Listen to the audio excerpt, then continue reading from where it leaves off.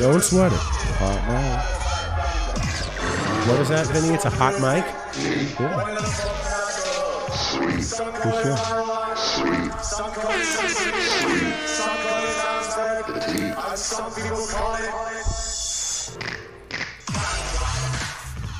Welcome to another edition of the Adam Dunn Show. I'm your host, Adam Dunn. I'm Dave Jarnick. And we're live at So High. So high. Vinny's in the wheels of steel. It's like he's running the it. Starship Enterprise, but we can't go anywhere. Exactly. We're stuck here on. We're markless. Stuck on Earth. We've got a full show. We've got Science and Senses. That's how we're titling it. And coincidentally enough, I have a scientist coming in a little while, and he's rolling into town. And I've been planning on doing this episode about the senses for a while because we have our friend Adrian here, who gave our other friend J-Dub some sticky lemons cuts from seedlings that he had got from seeds from our other friend here, Jonathan Covert. So it's kind of in a full circle way. We're going to do a little taste test between some of the phenos. And then the reason why I say senses, and the interesting part about the whole thing was that when it was selected long before it was ever flowered, and as a seedling. And usually, seedlings are like, smells like this, smells like a plant, But when you actually can zone in on it, where Adrian is legally blind, so he's got little extra bonus senses. I guess I don't know if that's true or not, because we've been told that everybody's senses get heightened if they lose one. So of course, he definitely nailed it, though, I'd have to say, because the selection out of it, and it wasn't even just the smell; it was like the overall everything about the plant. I was like, damn, he can smell vigor. It smells more than just the smell. So we're going to go through that, and then we've also got Brian Worthington coming into the studio with LMC, which is Luke from LMC High Design, which is on YouTube. If you go to YouTube, LMC High Design, you'll see all these killer documentary videos that he puts together that are all short, to the point, and nails it. And he's really kind of covering all the entrepreneurs. I can't believe he hasn't got one about me yet. Like, come on, guy, you're missing out on the biggest entrepreneur. No, but in general, did you just really say that? I did, but he did. Wait, hold on, no, we're not going to glaze over that. He'll be here. We can get back. We can get back on that later. But in general, if you check out his stuff, he's got some. He's got documentaries, a lot about LA scene, because that's where he's based. So he's got a lot going on there. And but now he's getting into the legends, and he's getting into a lot of the pretty interesting subjects, so check that out. And then he'll be here in the studio anytime soon, so that's going to be the rounding us out. And then next week we will do Artisan. I talked to him, and I thought, I don't want to confuse people and try to go back to back, so that way it's not like two flyers in a row saying the same thing, but not and if he didn't show up, I'd look like a real chump, right? So I was like, how about next week? He said he'll be in Delhi, his internet will be good. And that's what happened last week, is that his internet was crap. He literally got to internet as I was driving home. I got a message. I was like, he's like, I just got to the internet. I'm like, well, our show was over about 2 hours ago. So we will get back to him, but that just means he's got more to tell us as the season develops over there. And if you haven't followed his Instagram page, you need to, because it's epic, right? I mean, his shit is just like, you're just like jaw-dropping shit every single time. And you get like, you see hash making done traditionally, and there's product in there. Sometimes you'll see that it's fire just by looking at it, and you're like, and they're doing static tech. They're doing everything but in a scale that's unbelievable to us, because we're all used to, we think we've seen big things, but you haven't until you've actually looked at a valley of weed. What I mean? So next week we'll be on to that tip. Welcome to the show, Jonathan. Welcome to the show, Adrian. Welcome. I guess Dave's here too. So. Dave's still here. Dave is still here. Dave's still here. Remember, you left milk out for me almost 5 years ago. So I know. I wasn't thinking. What the fuck was I thinking? You knew what you were thinking. So let's start at the beginning, because these are so the variety that we have is the sticky lemons, right? And to be quite honest, it's funny because I have so many projects of my own that I very rarely pop other people's stuff. And if I do, it's usually for a reason. Mm-hmm. And then when I was given these cuts, I was like, yeah, okay, I'll run them, no problem. But I was super impressed. So that, and then I was just like in shock, because I was like, wait a minute, you're so close to where I am. I didn't realize we were neighbors. I thought for some reason I hadn't even put that together. But so are you from Colorado originally? Or? No, I'm originally from Lincoln, Nebraska. Get right up to that microphone. If you don't hear it echoing in your head, then you're not too far. I'm originally from Lincoln, Nebraska. You know Sagarmatha seeds, right? Wait, everybody in Nebraska knows everybody? Do you know Sagarmatha from Amsterdam? The Western Winds, and so he's one of the original Americans that went out there kind of around the same time as me. Okay.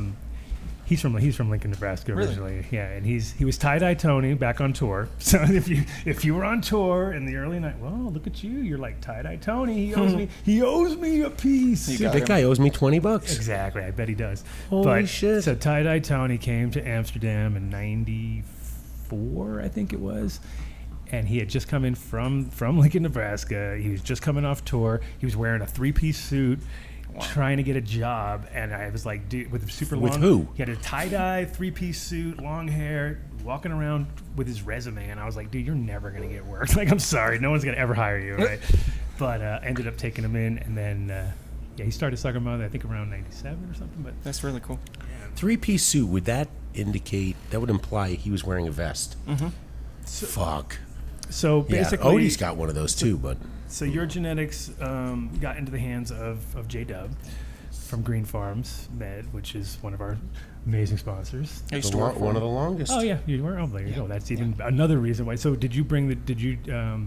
So did he pop those when you were there, or no? This is a long No, I had shared them with him when I was working with him, and then after I had left and went on to some other ventures, we continued to trace seeds.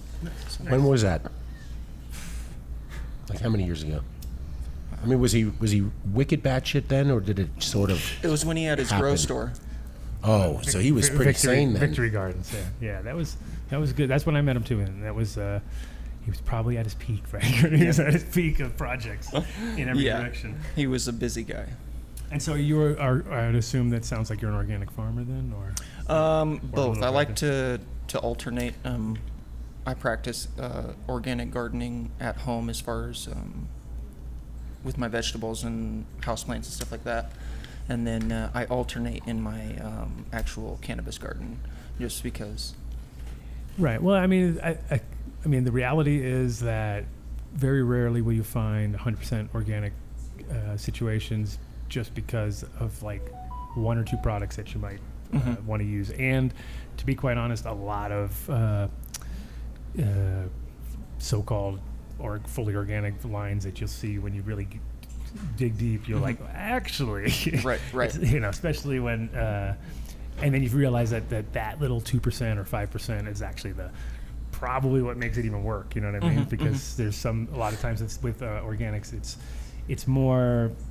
better to, like when you're really true organic, it is also tough because indoors in a container under artificial light, organic, to a point you can almost never be truly organic because you're limited at that point, I just appreciate the fact that the synthetics, if you will, I know people hate hearing that, they're dialed in.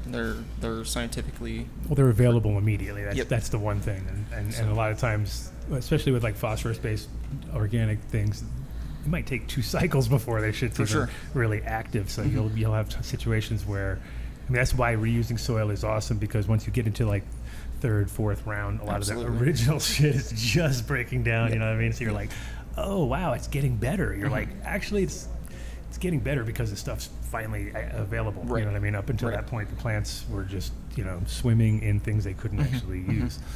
But then there's, for me, I think the definitive thing is the fact that I like to cure weed and sit on weed, and whenever it's synthetic, I noticed it doesn't usually have the same ability to cure as well. Like, and it seems It like doesn't last as long as yeah, far as the I feel like all-around smell and well, it's like if profile. you even if you get like organic milk compared to non-organic milk, and totally. you look at the dates, you're like, wait a minute, so this organic milk is good for 2 months? Like, holy fuck! And then you look at the other stuff. I have never had organic milk even make it to the No, expiration date. I don't know. You get that cream on top milk. That's good shit.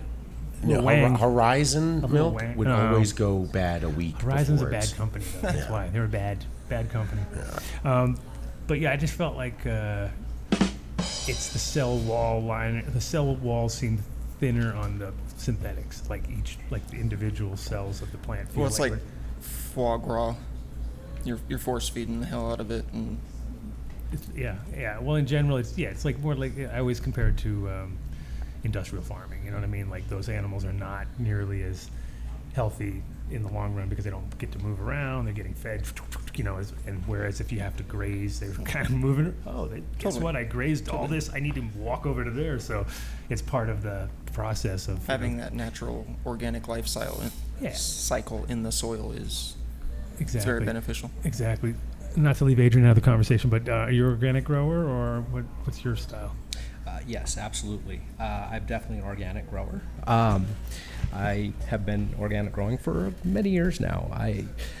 It's a slower product, obviously, but I think in the end, when you're curing your flowers, when you're making your hash, the proof is in the pudding, and everything I've ever seen with organics was just a lot better than hydro, or as far as the end quality. Yeah, and I think a lot of it has to do with I think we're all kind of the one-man show style growers too, where we're doing almost everything, right? We might bring somebody in to help when situations of trimming or whatever come down, but when it comes to like the day-to-day things, it's usually with synthetics. With synthetics, it's like it's great if you got like a cycle and 3 different people are growing and none of them are like communicating well enough with each other, they can actually pull it off. Whereas if you're trying to do like with organics, a lot of it's in your head. You made the mix, you added to it, you might have amended it last round. You kind of got an idea where it's at. You could get it analyzed now. Of course, nowadays everything is accessible, but I think because we're so used to not getting it, things like that, it's almost like until you get a mistake, of course, then all of a sudden you're like, oh shit, I better get this shit analyzed. But which is, I think it's great when you can work together with science, but it's not necessarily always the, it's not, you can't do it on its own. You know what I mean? I think you can definitely do it without science backing you up and just work your way through it because it's been done for thousands of years that way. But then you add that little extra boost and all of a sudden you're like going in full speed. So when we talk to Brian in a little while, that's kind of the direction. I think that's also where he's at though too. He's got the science dialed in, but he needs now people like us who have the connection to the different strains and the ability to identify those, because if you can't and someone tells you something and that's your starting point, you're fucked everything up from right out of the gate, you know what I mean? So when did you start Covert? Because I remember kind of seeing you pop up on the scene about middle or end of 2010. Oh wow, okay, so then you've been here since I moved here then, pretty much. That's cool, yeah, because it's like and I think also a lot of it has to do with presence at shows and stuff too, because I remember like when Humboldt first jumped on, all of a sudden they had this big old booth and lots of, and I was like, damn, where did they, and now it's like you see how a lot of the other guys who were, again, one-man show or two people max or whatever. So because I think you're when I look online, I was like, yeah, he doesn't have a ton. Like he's like, there's not a ton. You're not putting a lot of energy into that side of it all. You're more focused on just obviously the plant itself. It seems like. Yeah, I actually work 2 jobs. As Mark well here, as. Mark, our producer, he is famous for having like 13, 14 jobs. Yeah, he would have been like 2. Only 2. Right. What is that? So that really keeps me off of the social media and the sort of soliciting my brand as much as I would like to. But the little bits that I do, I notice people are, paying attention. I know, and I appreciate it too, because it's one of those, you'll see a lot of people who you're like, damn, you spend a lot of time promoting. And I remember, I think it's like the first time I noticed that was in like, I don't know, like when Rez got online, and it was like back in the day when I was in Amsterdam, because I had my retail shop and I'm selling to the public, and there was no online, and I never did mail order, and I knew that was like not worth it because we're in Europe. So I was just like, no, it's fine. You come to my store. I got a shop. I'm open 24 hours. I'm not 24 hours, but I'm open 7 days a week. Come on through, right? So, so I wasn't really ever too active on the forums, but I would go on to Overgrow and take a look and kind of see what's going on. And then I realized like there was this whole new formula for selling seeds, which was, open up 6 accounts, fucking high five yourself all day. You know what I mean? It's basically like, yo, I just got this pack from Rez, fucking awesome. Then dude, I just got mine. And it's like, and I remember thinking to myself like, that's what's gonna fucking happen. That is gonna take over this whole thing, because people are gonna, this is when social media wasn't even a thing. It was still just forums, but even those forums were driving. Like I remember, because this was also when Gypsy started and all that, and it was like there was a lot going. I mean, that was the only place you could get seeds, pretty much. It was either like, so Gypsy opened up, but on the forums everybody was trading, things were going back and forth, and I was just seeing like, oh, this is gonna. You definitely need to make a huge social media presence nowadays, and you see how it is. Instagram is basically like full of things that look great, but like I grew that Oreos out and it was like cardboard Oreo. It's a beautiful plant. It's so beautiful, right? That's the thing. I grew it just because I was like, whoa, it looks fucking nice. Grew it, photogenic as hell. I took 1 million photos of it. I haven't even smoked it. Like, I don't even want to smoke it. Like, I've given it to people. They go, it tastes like cardboard. I'm like, I knew it. And then I'm just like, it just sits there now. Mark took the whole jar. He loves it. No, he's actually said it was almost like a curse. If I could chime in here for a moment. Yes, please do. This is why your eyes can kind of fool you sometimes about some stuff. It could be just you're the gorgeous, the most gorgeous looking thing you've ever seen, and when you smoke it, you're like, God damn, that shit's dog shit, bro. Like, what happened, man? Like, see, you're not getting fooled by Instagram, right? Yeah. So you're not. You're like, I can't smell it. If I can't smell it, how the fuck? Well, it's not just even smell. I mean, the texture, like, how sticky is your weed when I break it up with my fingers? Like, that's going to play a part too. It's exactly. Well, texture to me is huge, and how a plant feels, because it's like right now I've got a bunch of hazelnut cream crosses from JJ's stuff, and those have like a real rubbery, kind of leathery vibe, like a real, like what I like, and I'm like, ooh, that's what I like right there. You can just kind of like tell. Whereas you get these other ones that are more papery, and you just know how those are going to dry. They're going to dry and get kind of, You got the stuff that clogs the grinder, and then the stuff that falls right through right away. Yeah. So when did you? So you said a long time, Adrian, but what was your original grow experience? Was it like? That's actually a cool story. So I started growing probably back in about 99, 2000, I suppose, but it wasn't actually with, I was growing with one of my friends, my friend OG Showtime. I couldn't mention his name on the show, I suppose, but maybe I could, maybe I couldn't, I don't know. But I'll just call him OG Showtime for now, because every time I ever went to his house, he'd always be like, look, bro, I got this. I mean, it was like Showtime, So ended up getting... Where was this? This was here in Denver, cool. down in Littleton. And so Gotcha. ended up kind of getting some gear from Holland at one point in time in Amsterdam. I went there by myself and picked up some gear and, Nice. Found its way. And we ended up taking it and we, started working, with him on stuff. We were able to, as you had mentioned earlier, overgrow. We were trading strains with people and doing stuff like that, Do you remember what you got when you went to Amsterdam the first time? Oh, of course, absolutely. From the Flying Dutchman Seed Company, the Pot of Gold. That was a good choice. Love the Pot of Gold. Hindu Kush from Eddie. This is the guy who held that plant. Is this guy named Eddie. He had another coffee shop called The Media, which is still there, and they were partners with Sam and with Rob Clark and all those guys. So they were basically the real deal Amsterdam growers, and that Pot of Gold was like his pride and joy, man. I can see why. When I still think of it even today, even though I grew it all them years ago. Yeah. I mean, I've never seen anything on the market here in Denver, or really anywhere, that even represents that, as far as I've seen. If you have any recommendations, please let me know. But You know, it's Did you grow it outside? inside, Okay, indoors. Because And- outside, that plant is a beast. Like you can see that. I bet. It's literally one of those plants that if you grow it in the right conditions, like if you're in NorCal or Oregon or something like that, it'll be a 15-foot wide, round monster. You know what I mean? It's just And- it's such a beautiful plant. And the hash on it, the terpene profile was simply amazing. I mean, I've never again seen it. Just don't find it. It's just not anywhere that I found anymore. You know. And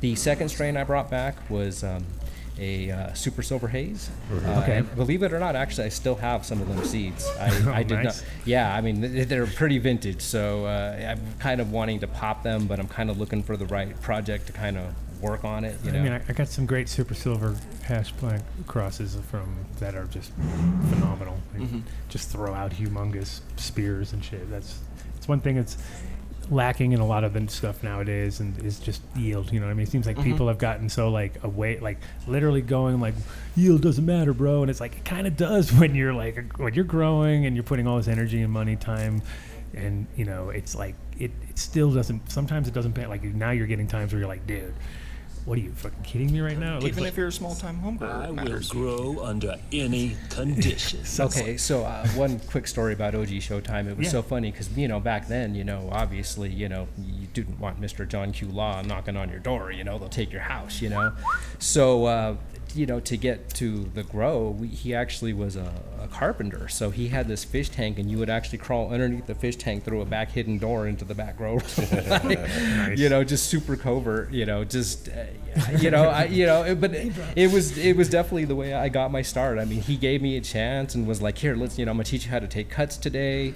Let's mix up some super soil. Because, you know, we were doing super soil at the time, you know, when it was kind of first introduced. And, you know, so that some would definitely coot formula or something. yeah, let the soil cook for 6 months type stuff, you know, like, you know. So that was pretty much like the start of it. But the biggest start was obviously like going to Amsterdam and picking up some good gear and getting something that was worthwhile. Besides, since I interrupted you, got all excited with the pot of gold. What else did you grab? Besides, so The super silver haze, yeah. And you get into the super silver was from Scentsy or was? Sorry, my friend, it's from the other company. Oh, jeez. Dude, it was fire. I'm sorry, but you know, What's the other Yeah, company? who's the other? Greenhouse. the other company. Yeah, I'm sure you are. I watched the show.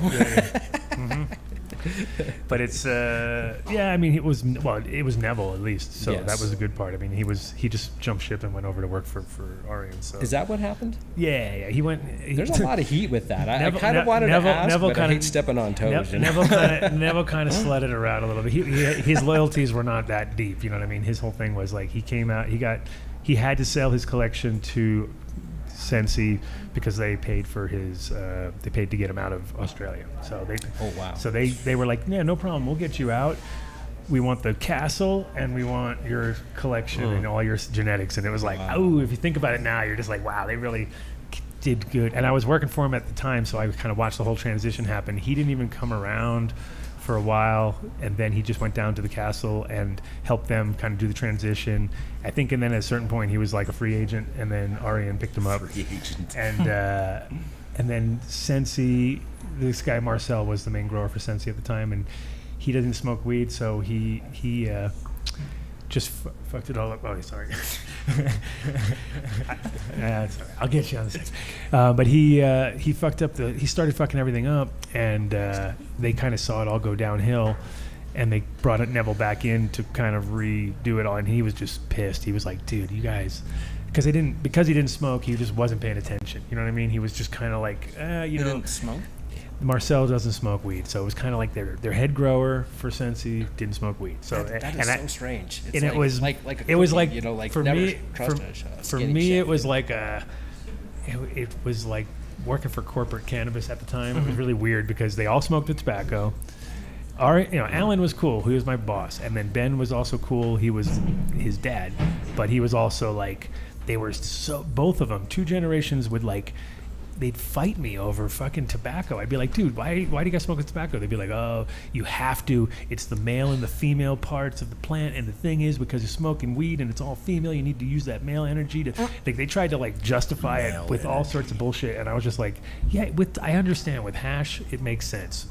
yeah, I can get it. You might need something to make it work if you didn't have the right situation. But with weed, I go, it just, you guys don't know what it tastes like.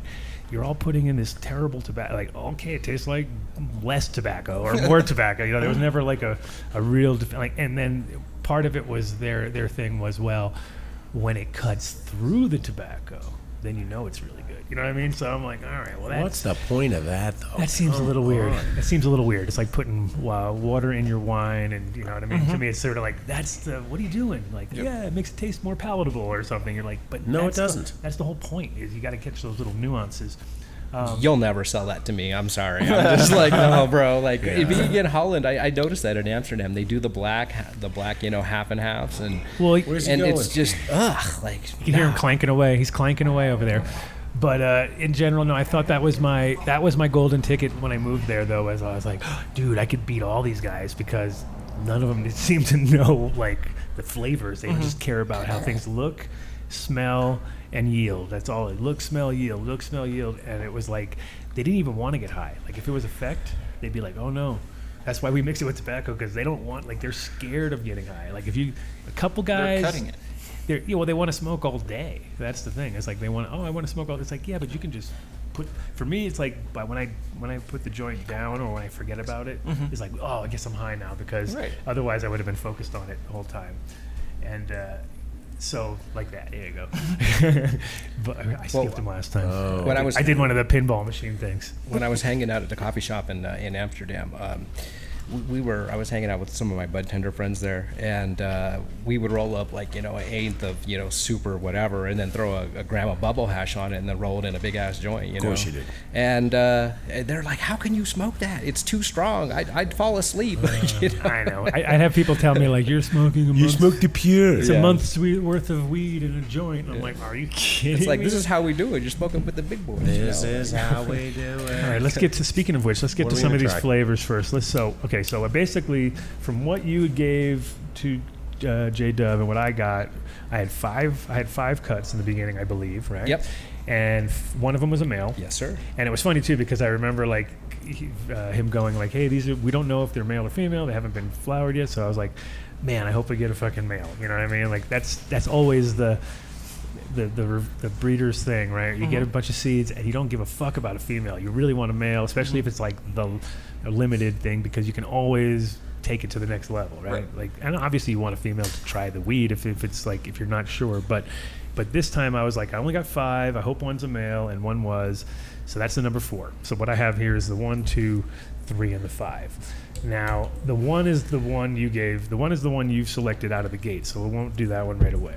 Now these funny enough, these were in a situation where they were in a corner of the room, and they had like, so I didn't have, it was kind of like they were in a, I would say, not the most ideal situation, but at the same time, that's actually nice, because when they are in a good situation, they're just going to do better, right? It toughens them up. And they were, because they were against a wall. I don't usually like to grow against a wall. It's kind of against my style usually, but it was like, so this one, which I'm gonna go as my least favorite one, because we're gonna work our way back. We should work our way forward, otherwise we're gonna be like, well, that sucked. So start with 5. Yeah. So this is the number 5, and this one is an outlier. It doesn't smell nearly as good as any of the other ones. It looks amazing.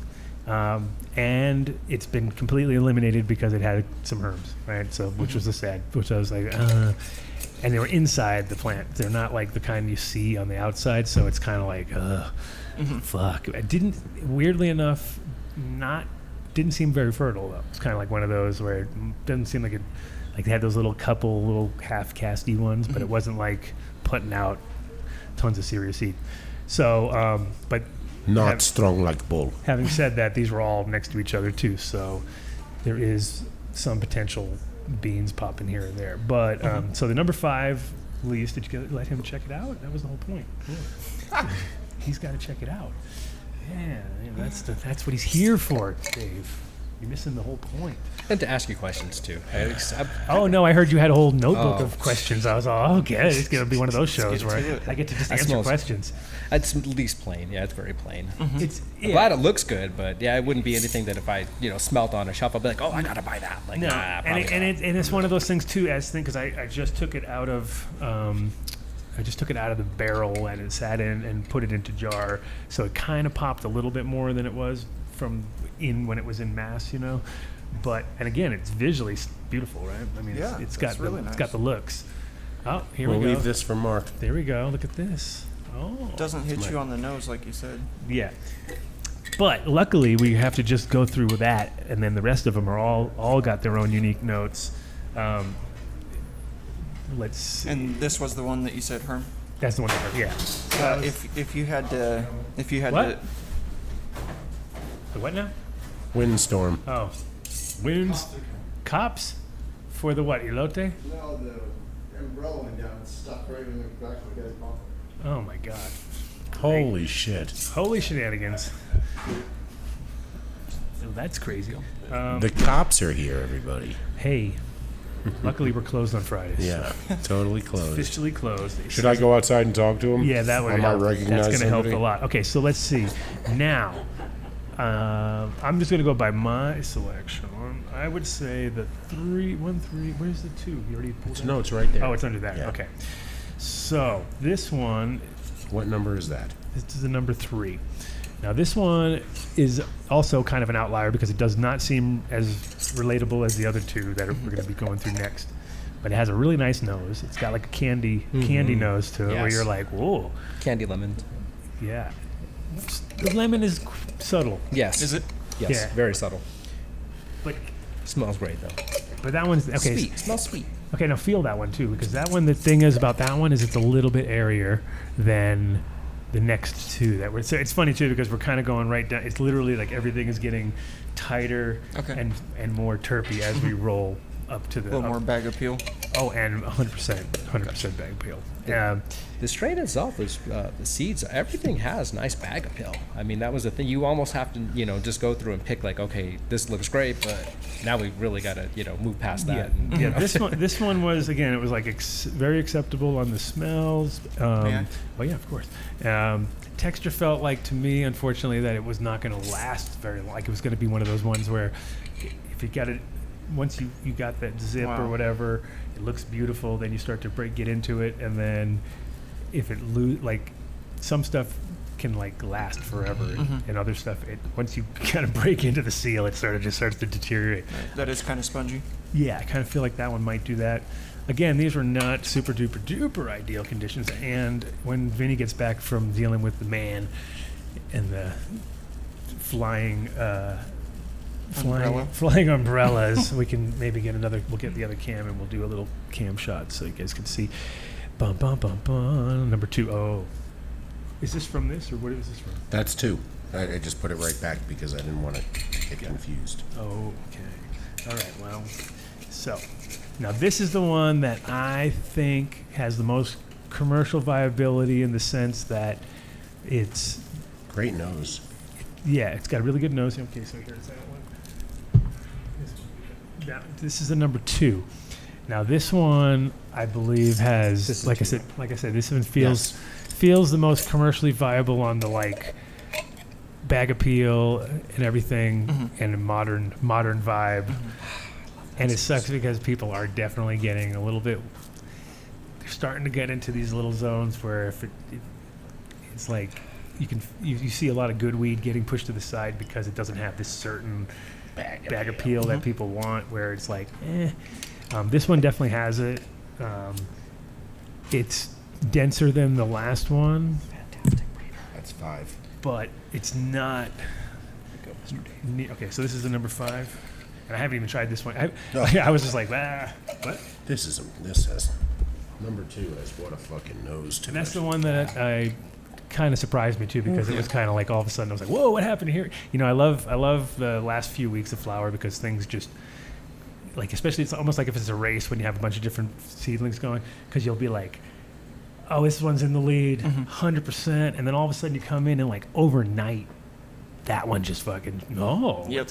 the fuck's happening here? You know what I mean? And I'd have to say that was because what I did was I focused on the one, because obviously that was what Adrian had selected, and I was like, all right, so I put that in its own 3x3 bed, right? And it had its own 3x3 bed, it had its own light, it had its own everything. The other ones, I put them all into this one little bed together as just sort of like, then I'll see what these ones do, you know what I Corner mean? plants. Yeah, and then of course the ones that you like out of it, all of a sudden that number 2 kind of overtook it, but this is the number 1. Now this is the one that you selected, Adrian, I already gave originally. this to you. He picked it right out. Oh, so he already this is knows. number Okay, one. well he's got to get in this, but he doesn't.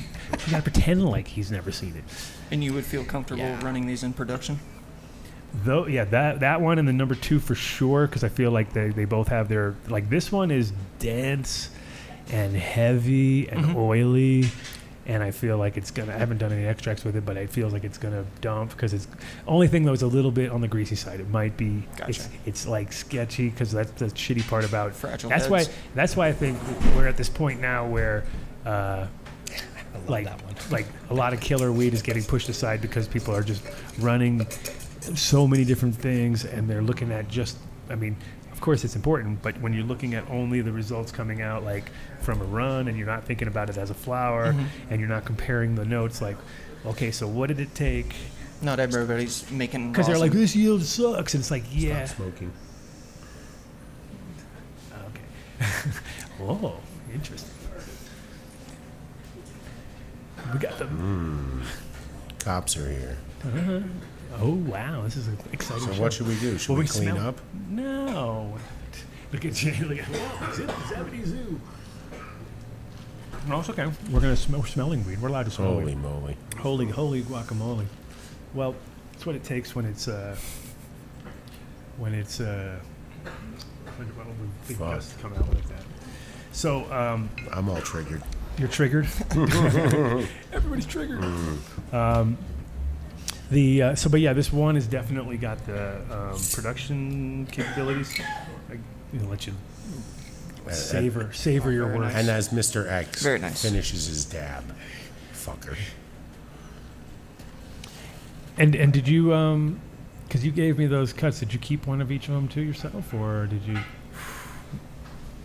I have one out on the farm. Actually, I have the number 2 out on my uncle's farm right now. Oh, nice. So you Yeah. do have the 2. Okay, good. Because Yeah, I've got yeah. backups of everything, and I'll give That's so good to anybody, any guys want any of these ones, no problem.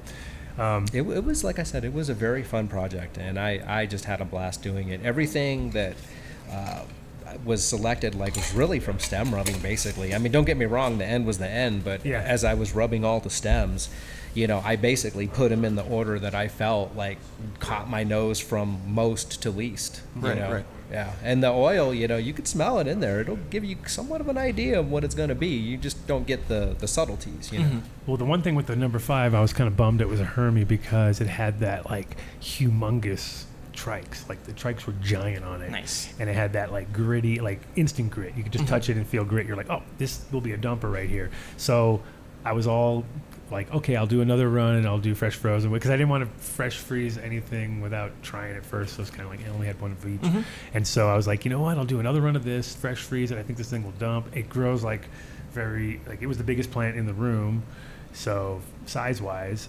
And so it wasn't near the other You ones. just were think it was situational that it flopped? Well, I mean, I still have it. I haven't I've eliminated it from the main part of the garden, but I've still got just in case type cuts. But I don't know. It was the weird part about it is I always look at the herm flowers as if they're inside the bud. I feel like they're more of a genetic thing than if they're on the outside, because on the outside I feel like you might get that might be a light issue or something like that. Whereas if it's inside, it means it started kind of early somewhere along That's the what I light was just process, gonna say. maybe 3 or 4 weeks in. Anything before 4 weeks, I think, is pretty genetic, and everything after that kind Could of be situational. Yeah, you could have a light leak, and I've seen situations where there's a beam of light coming into the room from one single pinhole, and it causes the plant to herm right at that spot. You know what I mean? So that's 100, and those are usually equatorial sativas and stuff like that have that hypersensitive Right. thing. So tell us the genetic background of this Sticky Lemons, because I know it is a creme brulee, right? Or lemon it's, brulee? It's off the lemon brulee. Lemon brulee. But it is OG glue which I made as well. That is Gorilla Glue to Fire Stomper OG F3. Fire Stomper OG was made by Firehouse Genetics, Okay. I believe. They're out of Colorado. They're Boulder, right, or something I like think that? so, real old school. I'm not sure if they're still doing anything, but wanted to make sure they got credit for that. And then Lemon Brulee is Death by Lemons to Scentsy Burn OG F3. And I made Scentsy Burn OG, which is Critical Scentsy Star to Rug Burn OG. So, Okay, we got a lot going on there. Here, Rugburn definitely a big favorite around here as far as OGs go, and then so this Death by Lemons. Who's that from exactly? I'm not sure. There's I remember it. there's speculation that it could be a pheno of Jelly Bean. Nice. I love Jelly Bean. And the thing is, with Jelly Bean, I have some. So that Jelly Bean 13, which was selected by D Money back in the day, was amazing. It was like had that Nice. It had that candied kind of Coat like your mouth. yeah, totally coats your mouth. And yeah, just it was such a good plant to grow. It was like one of those because you get growers plants, right, and you got smokers plants, like, and sometimes you get those combos where you're like, fuck yeah, it's actually it grows good and does it? No way. But in general, the Jelly Bean was definitely one of my favorite clones around here. That would I don't think anybody. Is there anything in the nomenclature when you say it's by this, and then across this by this? Does the male come first, or does the female come first, or is there a? Male comes second, actually. So it's always, if you said it's this by this, that means the first one is the female, the second one is the male. Correct. It should Okay. be. I mean, it's not to say that some people haven't done it. I mean, That's true. I've switched them around by mistake and been like, oh yeah, what an idiot. Why did I do that? Like, how come I wrote that? But if you want to go the way it should be, that is definitely the way the order of it. But It's like the way they talk about, breeding dogs. It's, Sure. by would be the male, and out of would be the female. I started breeding dogs way before I got into cannabis, so that's sort of where I transitioned as far as pairing and looking at lineage or pedigree, if you will. Well, the genetics nerddom was oozing out of you when you were talking about the strains. It's fantastic because I sit here in awe that every time we have a breeder on, they go back, just back in time ripping. They're like, no, it was this crossed by that. No, and they're like, no, you use this one, and so it's fantastic that you remember. Well, part of it is, I mean, and that is the journey, right? It's like a lot of us don't write shit down. A lot of us are just like, it's like we remember the project, and it's like I'll remember.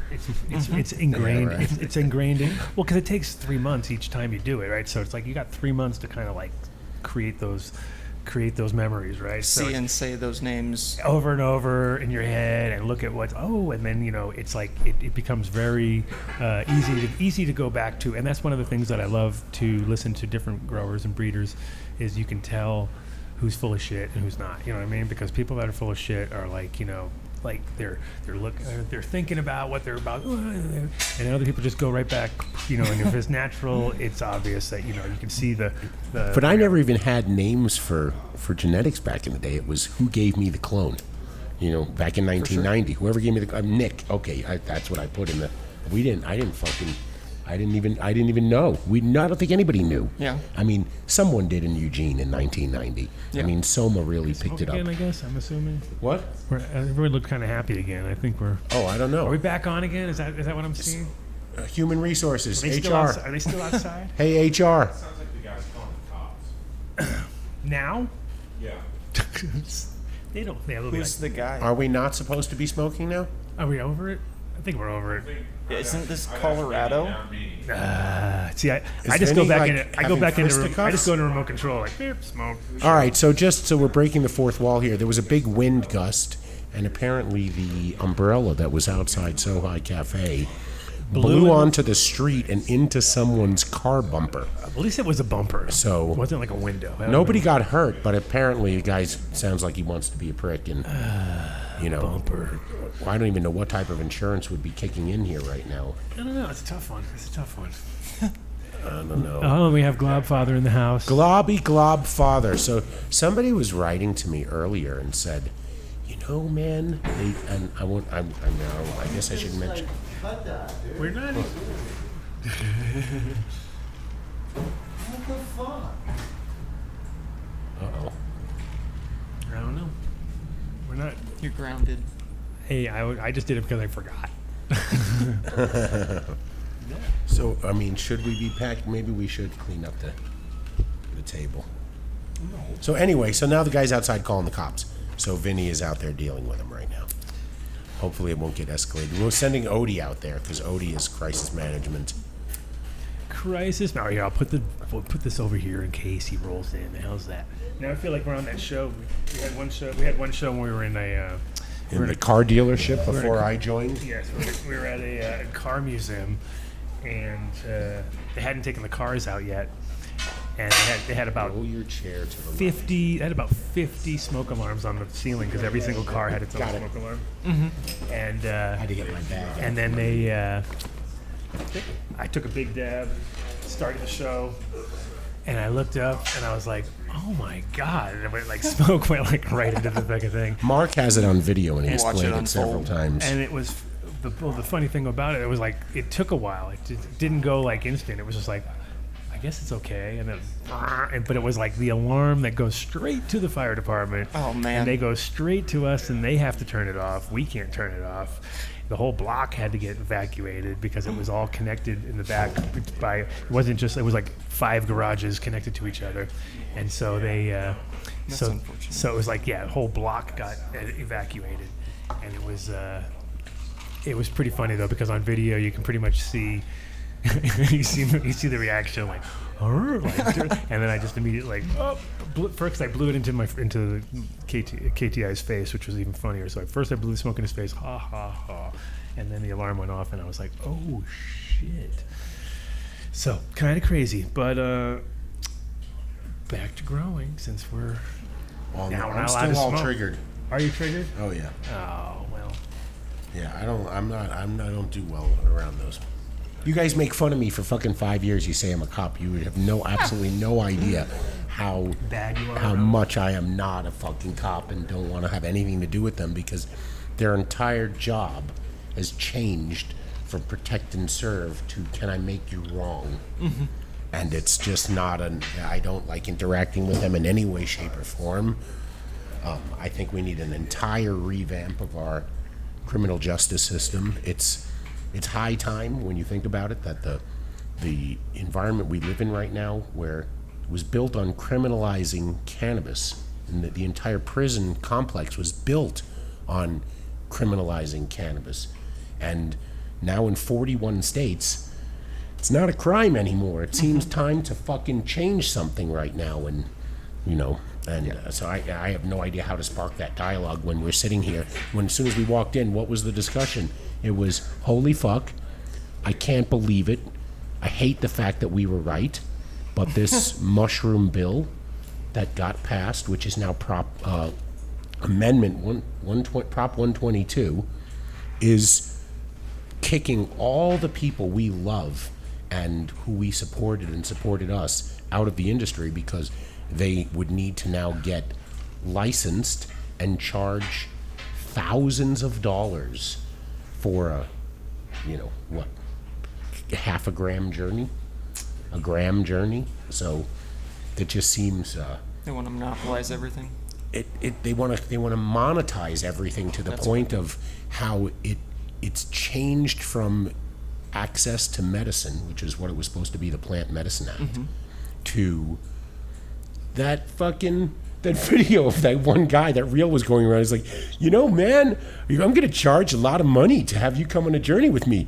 Am I trained? No, I've just kind of done it a lot, And so they'll go for 20 hours of training because that was the big thing at MAPS. I think it was 120 hours though, wasn't it? Even if it is 120 hours, it doesn't justify the fact that it costs next to nothing to cultivate good cannabis personally. It's less than that Well, I was gonna say I don't know, bro, about Not that, but it nothing, costs- but compared to what in a retail establishment, what you would pay, okay? I mean, you can break it down You to know. a penny if you want. Yeah, and mushrooms are. Hey, Mr. X, you gonna come on the show here? Fucking been feeding you bagels for 5 years. Here's a fucking jar. Yes. Motherfucker. The no, but in general, look, I mean, mushrooms are exponentially cheaper, of course, because it's like crazy the amount of production that you can do, and it's also because it's dose related. Whereas with cannabis, I mean, it isn't as cheap as it sounds, but it is definitely if people can grow at home. It's way cheaper than buying it in the store. That's 100% sure. Because it's like the taxes are When I use the word cheap, I'm incorporating the afford- fact that more we're not going to affordable. jail anymore in Colorado. You know what I mean? That the expense you pay There's no for permanent indulging, price. yeah, is gone. That fear is gone. And then every now and then I get this wake up call. You read something in the stupid MJ Biz Times, and somebody in Alabama is losing a kid. You know, Nebraska, or they had to They're get the always fucking Supreme with people Court. in California. Yeah, well, they had to get the Supreme Court involved because what's the state? Is it Nebraska, right? Anybody from Colorado, I don't know. It sounds like his territory, though. and anybody from stay out of Colorado, there. they just pull you over, Oh, totally. and think because they're like, well, it's legal where you are. That's actually been struck down now, right? So now they'll just say you were following too close behind. Oh, every time I You go you back to crossed a lane. every time I go back to Nebraska with when I had green plates, thankfully I have black plates now, so it's a little different. But I mean, chances are I would get pulled over and he would run my plates and check make sure I'm valid. Yeah, it is a waste of fucking time. They need to get on the bandwagon, legalize it, and they're going to make far more from taxation than they are from incarceration. Start with hemp. when you first came up, it was around the same time, around 2010, or was it a little? Yeah, I moved up here beginning of 2010. Yeah, right. So exactly the same time that I showed up too. Very So nice. It's funny. Come in this And way, then- it'll get you on camera. And then when you were, There we go. Perfect. so you were coming straight from Nebraska at that time? Yeah, I moved. Excuse me, that coffee's good. Strong, yeah. I moved to Estes Park when I first got here. Oh wow. Oh, wow. Yeah, gorgeous. Yeah, I mean, Gorgeous and isolated. You hit a home run right away, and then every other place you're going to live is going to be just not Estes Park. I was the supervisor of landscaping at the Stanley Hotel. Oh, wow. That's sick. That's like fucking Shining all over again. You are the guy. You're the guy that was in the movie, basically, that part. you Yeah, know? I helped install the maze and the chapel. I helped with the grounds with that, and Yeah. Just doing the Damn. maze is amazing. Yeah, we needed that. We have no sound engineer right now. know. Vinny's outside dealing with the police. But that's fucking sick, dude. That's like Globfather's all triggered out too. I can see it. He's he like, can't "Fuck off." leave. He doesn't know what to He's do. like, "I'm fucking trapped." Running his plates right now. I'm gonna have to go to They're the bathroom They're like, for that 4 guy's been hours." banned on every social media platform. How is he even driving his car? How is he driving his car? All right, he's here now. Give us an update, Vin. No, we don't need an update now. No, we do need an update because Dave's all triggered. I know. Well, that's okay. You okay? Are you safe? No, we stopped. We waited. No, I took one hit. I'd hit one hit by mistake. That was it. I was like, oops, I forgot. I was like one of those situations where you're like, it's over? Is it over? It's like when I was way back in Give the us an day. update, Vin. Police will be here soon. They're still coming? Jeez. He guy won't settle with you and just work it out? Needs to make a police report. Oh, God. No elote. I thought in Colorado only if the I thought damage appears elotes to be more pay than the two- bills. I thought that was the whole deal. You're just like, I don't know. elote. Were you taking elote? We have to go. Good night, everybody. No, we're still rolling. Don't you worry. We haven't even got our second guest. I don't even know where they are. They're like, It's they're okay. supposed to be here early. No, they got left. this. They saw the cops. They're Oh, like, they fuck got here. that. Like, this part got No, I crazy. got this. Crazy. We got this.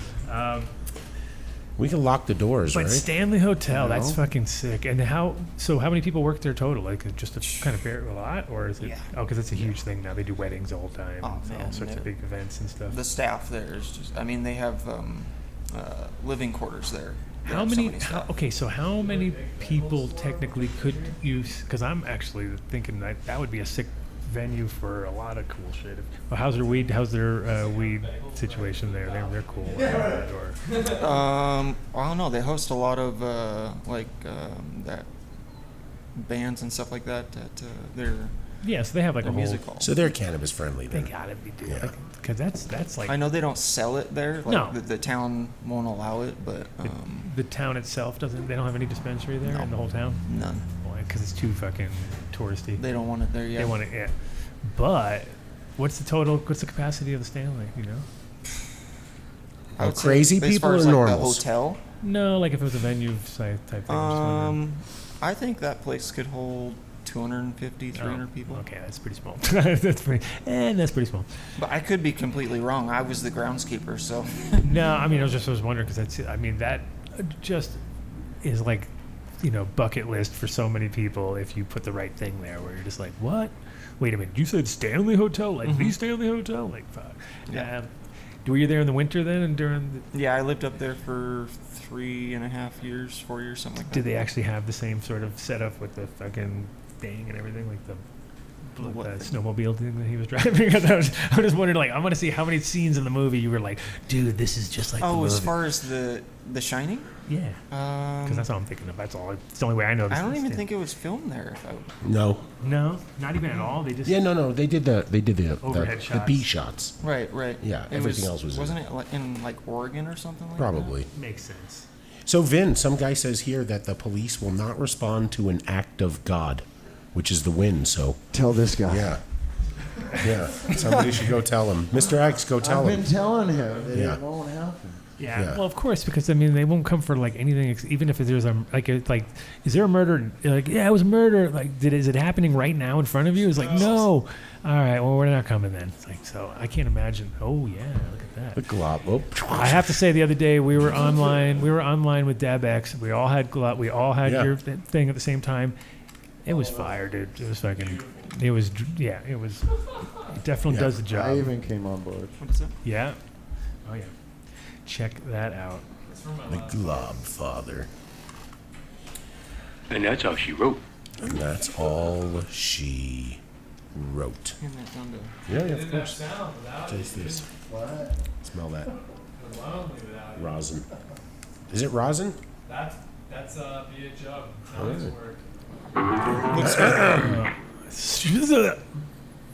What is Are you getting that out there now so that you want that out there? Just letting you guys. Okay. Yeah, I just zippity zab. No, listen. We can keep a secret. I'm telling you, we're sitting on a huge secret right now that we can't say. But next Friday, if you're listening, next Friday would be a good show to tune into. Sure you're not gonna get grounded? Oh yeah, you should be doing Oh that. shit! What am I doing? He did it, Vinny. He started smoking I keep again. smoking. I can't stop. I'm like, I just go like, okay, why are we not smoking? What the heck's I going got on? all this weed and I can't smoke it. Well, but you should realize We can do dabs. we We can do dabs. Can we do dabs, Vinny? Vinny, we can do dabs, right? It's a hotel. I'm Just going think to of- do a dab. It's just like a hotel. You can do dabs. You can't smoke joints. Dad said we could do dabs. Dad said we could do dabs. Oh, All right. I'm doing a dab, so everyone can do a dab. Oh, good. Phew, thank you. Thank God. Thanks, Dad. Thank you. Fuck. Everybody's all jittery. You know, I'm wicked triggered right now. I mean, it's like look, I talked about the prison okay. industrial complex. Are you kidding me? Yeah, I'm over here Holy shaking my leg shit. just Here's to out of natural reaction. feeling good all the time. No, but next week, really great news to share with everyone. Can't say anything right now, but great fucking news to share. Damn, I didn't even know about this. But he can't say You anything. know, I told you Did you? Oh, I forgot. right before we got on. Forgot already. Drum roll. Was it good? I hope it was good. It was amazing. Oh, okay, well, good. Then I'm excited. Holy moly! I'll let- Your I get- memory, you have a really good memory. You forgot that? I feel like you should just tell us already. No, it can't. I It has can't. because it involves somebody else's life. So I'm well. not that's not my news to share. I apologize. Yeah. I'm just pretty hyped up. I know you got it. I know you're on the Adam Dunn show. He's a true hype Adam master. Dunn Show. Wow, look at that. That's freaking awesome. Is that cool? How did you do that? Vinny's got He's got skills. tricks up his sleeve. He's got tricks. Globfather's like, does anybody have another T-shirt I can put on? that- Fuck. Is that? This one, yeah. Yeah. The For sure. globinest of glob fathers. So, Adrian, what's your dab consumption level? You're a dabber or I flower guy? really don't dab a ton. Not because I can't. I don't know. A lot of it is, if you're using a torch. Am I going to load one up for you on the Dab X? You a Yeah. globber? I don't really like messing with stuff like that.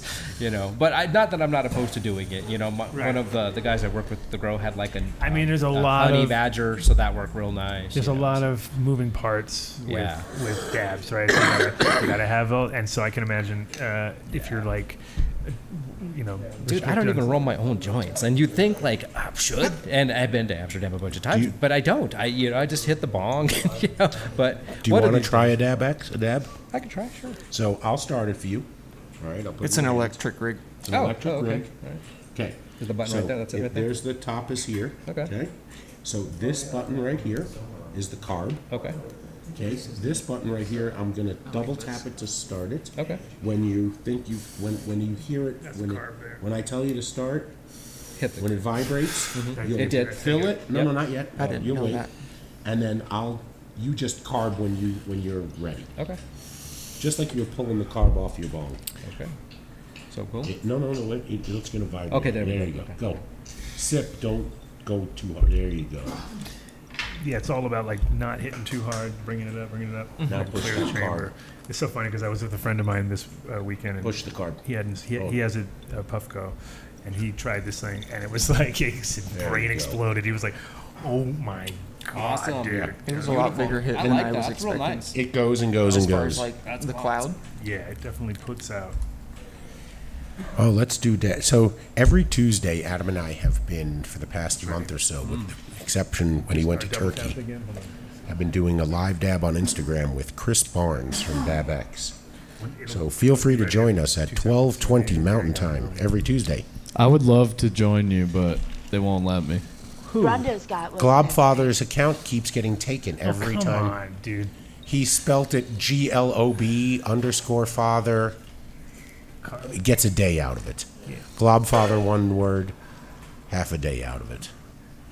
Try Father Glob. Father Father of Glob. Yeah. That Father should- of that Glob. should be Last time enough. I got banned and I tried to make another one, and it was like in the process of making an account, and it was like you're banned. So now I just give up. Now it's all right. They can have it. They won. They won this one. Is Instagram cell phone account related? Yes. Wonder if that guy Does it takes recognize plates. what? IP. Yeah. No, does it recognize Google Voice numbers? It recognizes everything. Oh. You're fucked. Globfather. It's the AI, Dave. It's the AI. All right. Well, you can go to TAKINTOPS. Right? Did I get it right? Yeah, and then cannabis.com. There you go. Bam. Thank you. And These guys are fucked. Some of y'all Just need to check 'em smoke out, some especially- weed and see if it don't help the quality of your motherfucking life. Mr. X is back. These guys so always there's no Dab cops Logic outside. every time. Amazing. Hands down. But check out his. I don't even have to. So you don't want me to just his BHO Yeah. through the Globfather is exactly what it made smells like. by one of the most respected I knew it would. concentrate artists in the Armpit. Denver area. Straight armpit. So yeah. check him out, especially if you're. This is the French onion. It's French onion. Hey, Somebody told me they. smell What? that. Oh my goodness! French onion or not? I mean, Oh, come let on. me That see. is so Hold on. point. He wants to go back in for a second sniff, No, dude. I went for the coffee Oh. to Are you cleanse the cleanse the palate? Yep. I like that, man. That's a true connoisseur. French onion, huh? Sure smells like a French onion dip, right? I almost want to say it's like underarm smell. It is definitely underarm. It's straight. Wow. French underarm. But they can't It's name it the word. underarm. That is the real bad No one. top, no when you have top. French underarm, you know it's really. There rough. you go. Yeah. Wow. Okay. Yeah. So That that's really smells like it's when they Straight come out onions, with stuff straight like onions, this. right? does. It's, yeah. It's Yeah. why they can charge what they charge because Wow. that is That's amazing. in a fucking class by itself right there. I mean, wow. Yeah. Every time we get anything from them, I'm always Holy just fuck. Isn't that sick? I've never smelled anything like that. That's Their hazelnut unreal. cream is just. Did you get any of this time or not? Pull out the other one. Show 'em- What? Show them what else we got. I gave it to them. I left mine at home. Oh, okay. Well, then You want to pull out what you got over there, Vin? just for smells. Just for smells, nobody will. I was gonna say, I thought rule number 1 was don't leave the hash with Vinny. Oh, is that No, this with was Dave. his allotment. Oh, okay. All right. So, Adam, I did want to ask you. So, Oh, is tell me. there any? Well, I want to ask you a couple questions, but the one I really wanted to talk to you about was the Cali Mist. It's really, literally one of my most favorite strains to smoke in the entire world. And that's It's- the Sagarmatha strain. That's It's the what I what? said. That's from Sagarmatha. That's Okay. from Tony that I was talking about earlier, from Nebraska, tie-dye Tony. So oh no, sorry.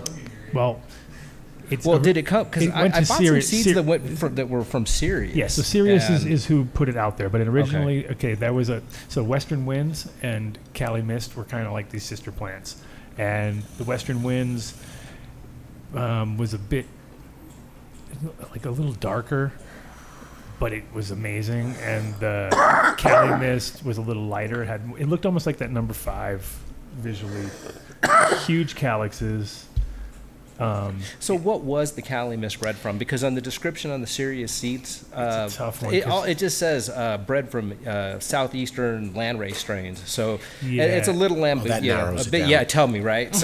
So again, I was really glad I got to get on the show just to ask you about it because it's just such a fantastic strain, and it's just not here. It's no one wants to do 100. It feels like a Thai strain as far as like when you're smoking it because it's got Okay. that electric kind of, and the way it grows, and it does have some slight hermy. It's a very dreamy weed, very dreamy. Yeah, and it was the thing is the original. So there was a strain that I put out without unintentionally put out called Mr. Bubble, and that was Cali Mist Bubble Gum, and it was. So I was in Hawaii, and my partner at the time, Victor, who opened up the gray area, first guy who started the gray area, he was running my shop, and I had my grow room down below the shop in this little spot, and we had these really serious Dutch growers came in, big time greenhouse guys that were like, don't fuck around. They just, so they're like, we need. The Dutch are. They were like, we need great weed 300 clones, And he's like, 300 clones? Yeah, sure. I got you. And so he runs down. He basically says, yeah, come back in 10 days or something like that. And I know none of this, right? I'm in Hawaii going on for a couple weeks. I get back, don't really notice it. I notice that some of the plants have been cut back or whatever, but I'm not really thinking about it because it's like, yeah, it's all moms or whatever. Maybe 4 or 5 weeks later, this Dutch guy comes in. He's fucking pissed. He's got got a big male plant in his hand. And he's like, "The fuck?" I was like ready to kill me, right? I was just like, "What's going on?" He's like, "Where's your partner?" I was like, "Who?" Because at the time I was like, he's at the gray. He's back at the gray area. Oh, he sold him 300 fucking male. And I'm like, whoa. I go, who? And he goes, the fucking guy with the ponytail. I was just like, oh shit. Well, what's up? He goes, fucking sold me clones. He sold me males. And I'm like, what? What are you talking about? And he goes, yeah, I got 300 clones, and half of them were male. And I was like, what? Oh, no. And I was like, oh shit. And they're all in That's a bad greenhouses. day. These are all in greenhouses in Holland. So, those are like, they've dedicated huge amounts of space. They got 10-foot, 12-foot wide plants. They're all in the ground. There's fucking humongous, and they're all intermingled. And it was Cali Mist, male, right? Oh no. Times bubblegum, female, right? So and what happened was, he went downstairs and just looked at everything. And was like, "That's the biggest plant in the room, right? I'll just, of course." And he took all the cuts off, and of course it roots like a beast, right? It's like males, they just root with looking at them, right? They have no problem. And so, he fucking just killed me. And so these guys, what am I gonna do? You know what I mean? And I was just like, he's like, they're already pollinating shit. It's beyond, there's so many, and there was that they were, as they're cutting them down, they could see pollen flying. You know what I mean? Way So past the point of no returns. there was not You're stuck. And I'm just like, well, I would suggest you keep a couple of those females and run them through and give me the seed, and I guess I work for you now. You know what I mean? And it was and I pretty much, it took me years, and then they were the guys who pretty much got they organized to get the gray area done in the first place, because it was all it's such an intermingled thing there. So it was like there's no way out of this thing. I was like, okay, well. So yeah, literally for the next 5 years, it was like they just gave me like buckets of seeds and like, here you go. Oh, man. And I'm like, okay, I guess it's, time to wholesale these bad boys. And then the funny part is that Third Eye Organics reached out to me and was like, he's like, it's the first thing we bought when we went to Amsterdam. Do you still have it? And then the funniest thing was I got a pack from somebody who I knew who was going through his stuff and was like, hey, I found a couple. I'm never going to grow these. And I found a couple. He had the Acorn, which was the Snowbud Afghan hybrid that I made, and the fucking Cali and the Mr. Bubble. So I was like, you know what? I'm going to give you this pack.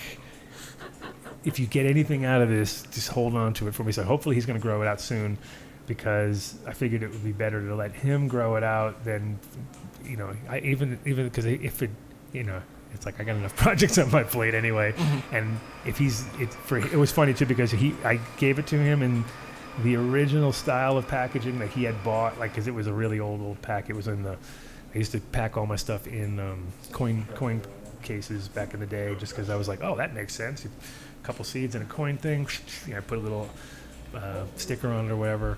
And then Tony from Sagamore, back to Nebraska guy, completely hijacked my fucking my packaging. You know what I mean? And I was like, whoa, wait a minute, what are you doing? Oh yeah, well, it was a good idea. And I was like, I know, that's why I did it. It was like, okay, I guess I'm going to do something else. And that's when we started doing our little Bible things, That's neat. Yeah. But, Cali Mist is it's tough because the way that Simon, in the beginning, he had a lot of really good genetics, and like Tony and him worked together, right? So it was called Cerebral Seeds. And there was a moment in time where there was no Serious Seeds, there was no Sagarmatha Seeds, there was Cerebral Seeds. And Cerebral Seeds, it's funny too, because it was like we had a killer packaging idea too, which was we had a piece of foam core, and we basically had a brain, and then we stapled out holes in the brain, and we put seeds inside the holes, you know what I mean? And then we put plastic over the top. It was like way beyond, it was like right out of the gate, like, fuck it, this is awesome. And then those guys broke up, and then it was like, oh, well, I guess we're not doing that, And then that was sort of the nexus to doing the Bible things, because for me, the whole deal with the seeds was they're expensive, and you don't want them to and people would complain about them getting crushed. And I was like, well, I'm just going to make stuff that's uncrushable then, you know what I mean? And Exactly. that's what we did with those little Bible things, because those you could just step on them. That's what Step on the Bible? Yeah, I would do step on the Oh, Bible. we're Yeah, bad. I We're throw the Bible on the ground and step on it. Oh, we're so bad. He didn't say that you should. He said you could. Yeah. Oh, look at you. That's my lawyer over there. The Globfather, a.k.a. lawyer. You're a lawyer who can't keep an Instagram account going. Good choice there, Adam. But Yeah, but we don't have a sound guy now either. He's dealing with the police. are they actually here? I don't know. Why don't we send HR outside just to supervise? Go do a quick look for us to Yeah. see if anything's happening. Are the cops outside? Uh-oh. I'm like fresh off the globs. That's a job for me. Fresh off the globs? Fresh off the globs. I'll go out there and talk to him. Oh, goodness. Yeah, talk some sense into them. Well, no, we can do dabs. Well, but it's you're- official. I will say- we're in hotel vibes now. We're gonna do the French onion. French armpits. Oh, for The, real. Oh, Yeah, you know well, I what? need the- I was in I a need coffee the- shop in yeah. Amsterdam, and Which this one? beautiful. Which one? It was actually the Bluebird, actually. You don't clean this though. And Ooh. yeah, I That's love the the beauty Bluebird. of it. I love the No Bluebird. cleaning. Wait, But- hold on. We're getting an update. What was that, Mr. X? Pigs in the parking lot yet. Nah, they're not Don't coming. use that word. No Leos in the parking lot. There we go. The Q-tip. There we go. Nobody comes and insults you when you do your Jonathan job. is now learning. He's figuring out that you don't need to use a Q-tip each time. He didn't know. Oh, I don't you had even the know what moment. this is. So the thing is, the guy who made this, that was one of his hang-ups. It was the whole like, dude, we can't have a fucking like, you got this and this, and you need to do that, and soak this, and do this. It's like, I just need something efficient, right? So part of it was him designing this. So what's cool about this is that you don't smoke what's on top here. Like you put it in here and it melts down into the next part of the chamber, and then that's where it actually heats it up.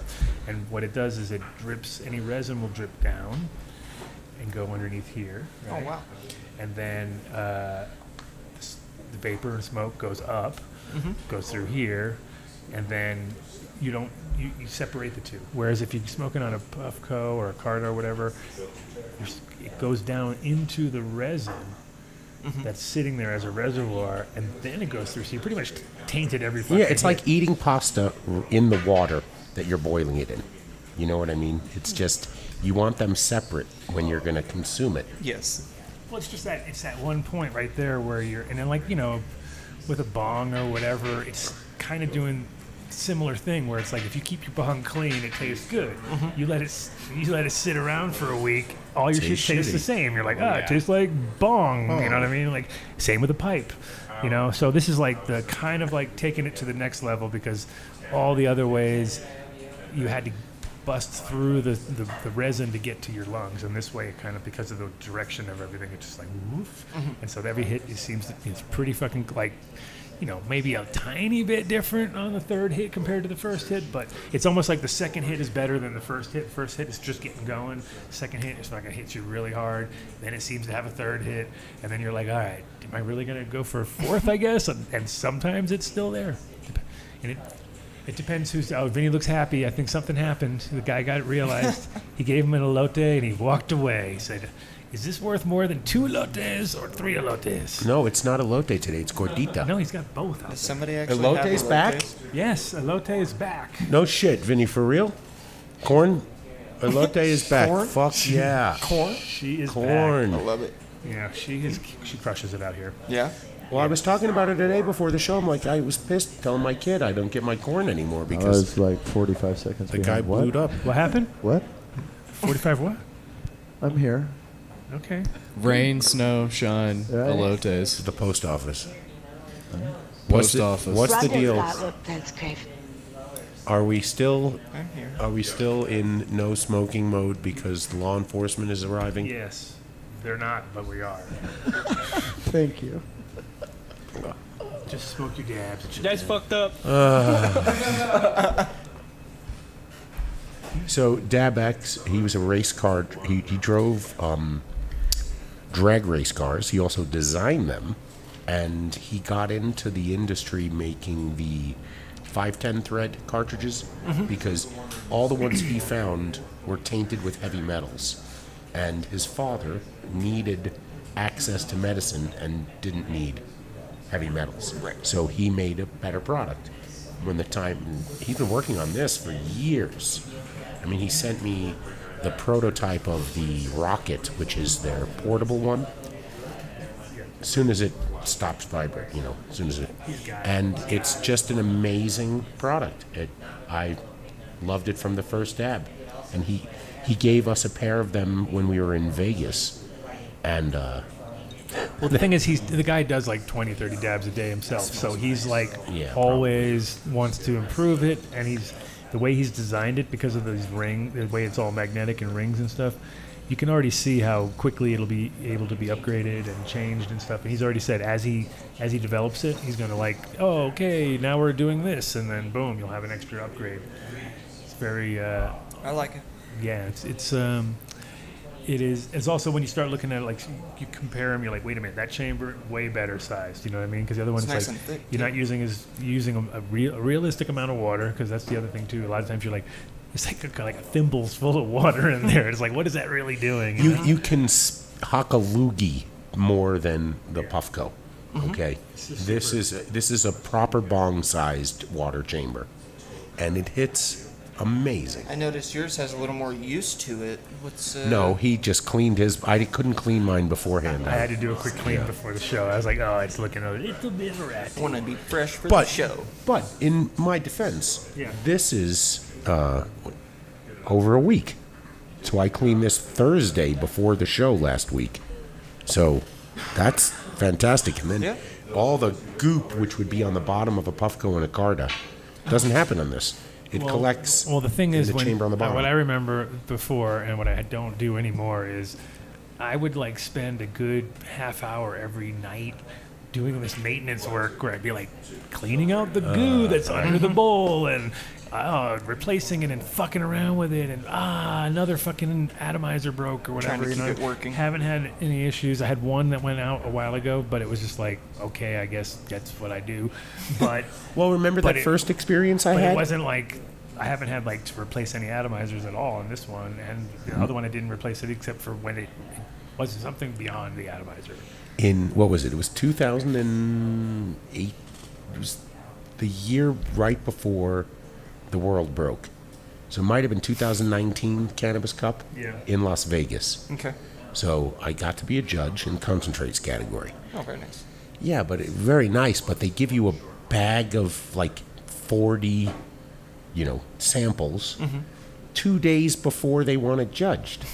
So I flew out there, and I met up with Bob. You got me in touch with Bob, who was a Puffco rep at the time, and he gives me a new Puffco. We go to my truck, and we start dabbing. No way. Didn't make it 20 dabs before the atomizer broke, and he had to replace it. Then we finish the samples. I take it home. I get one dab out of it. I'm like, oh, this isn't bad. I load another one up, and I get that rainbow thing, and that's the end of it. And I'm like, that's 40 dabs and $80 worth of atomizers. Yeah. Get the fuck out of here. It's not worth it. Not worth it. And we had Roger on the show. Amazing guest. Terrible product. Yeah. Doesn't change the fact he was a great guest, but his product is. But everybody, they're so personal right now, right? Everybody has what they love. As soon as you try this, whatever, you're on board. No, it's fun to watch the transition, because people are. It's hard because they're in love with, like, even our buddy out here. He's so excited for the 3D chamber and this, that, and it's like they keep trying. Y'all got some good weed. Damn. But when you just look at the volume of smoke compared to what you can get, and it's like, forget about it. Forget about it. Well, it's like necessity is the mother of invention, right? Sure. So when we first, they were using torches when I first joined, and it was so loud. So I wrote to Electric, and we got Electric for the show, and everything changed for a little bit. And then that's when the Cartas and the Puffcos really started to hit. That's funny because I remember at the Hood Lab back in like 14 or so, it was like thinking about this in my head, like something like this. I was like, man, I wish we had something where you hit the button and it fill up the thing. And I was thinking more of a tabletop model, but I just didn't want it to be like, I didn't like the way the titanium. I wanted it to be more like, exactly, like something you would hit. And then later, then all of a sudden I saw the Puffco and I was like, oh man, they thought of my idea. Do you remember the titanium like dab swing? Like, of course. When it came out. Of course. How I had one in golden. So many people got hurt. How far we've come, Well, Isaac, Isaac was one of the guys who made that, right, from LA, and he was a friend of mine. So it was kind of like I got one of those, like the original skillet fucking dab swing or whatever it was. And then they had the Atom Smasher. Do you remember that one? No, never. Atom had Smasher was like that. a Flip over top. The flip over top, like it was like you heated it up and you flip it down and it would squish it down. It was pretty dope, actually. I was like, oh, the Atom Smasher. Yeah, there was. Doesn't like Motherships rigs like still come with that, like the flip top kind of for flour and stuff? I don't. Are those the ones that do like flour and concentrate in one? Is that what you're talking about? Yeah, I remember them too. They were kind of wide, and little ripples. Yeah. Yeah, it's funny because it was like the evolution of dabbing went pretty fast because, and if you look back and you're like, whoa, 2009 or 10, you look at like the hot dab, you can see the temperature, you can see the quality, like everything about it is like, oh my God, what are we doing there? Got some poop soup, some like the garage tech nuclear fucking level titanium nail that's just like on fire, Man. The King Super one, Globfather. What's going on out there? I just asked him to No, I grab me was a asking water. for I've got some off to the side for you. Oh, sweet. Vinny knows I don't like them cold. Don't like them cold. Thank you. Somewhere. But yeah, we definitely have come. It's like fashion. It's like fashion, right? If you look at pictures from 10 years ago, you're like, what are these people thinking? You know what I mean? It's like, but with weed, it's just like, or with oil and concentrates in general. I am always impressed that we keep pushing to the next level where you're like, really? For sure. I thought we were there already. This is like, still keeps going, you know what I mean? And Water. I mean, to the point where we've already gone as far as you can go when it comes to like distillate or whatever, but we don't want that. That's too far, you know? Mm-hmm. So tell me about some of the new stuff you're doing, like all the halitosis crosses and all that stuff. The halitosis crosses? Yeah, for sure. So halitosis in general is motor breath 15, the 15 cut to Chem DI 95. That's dirty. Yeah. Dirty. And that was a male that I searched for and found out of some F1 seeds that Matt from Deep Space Creations had given me when we first met. So I was very fortunate to have that. And so from there it just progressed. I had just did a whole halitosis line, but right now I've got the halitosis reversal that I've got going on, the feminized line. Gotcha. So there's some pretty neat ones in there. What's the characteristics on that? I mean, it's obviously motor breath, so you know it's got that deep stank, and but is also how's the flowering time and the So with the male that I used, it threw in that burnt rubber that just everything comes out just super chemi, very heavy chem.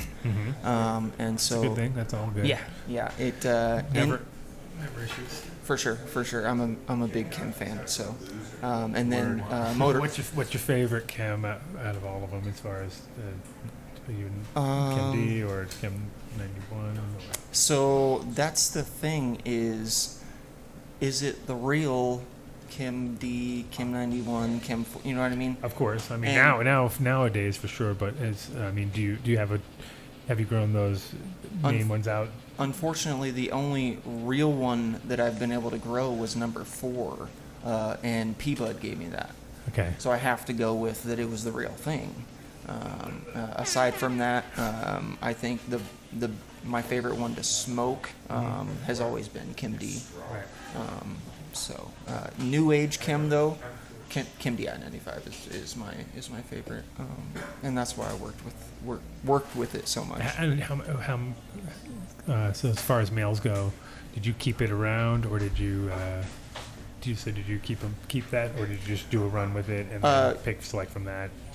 I kept him, did a run, and then I'm always progressing. So I trashed him, hunted for another one. I did three F3s. Okay.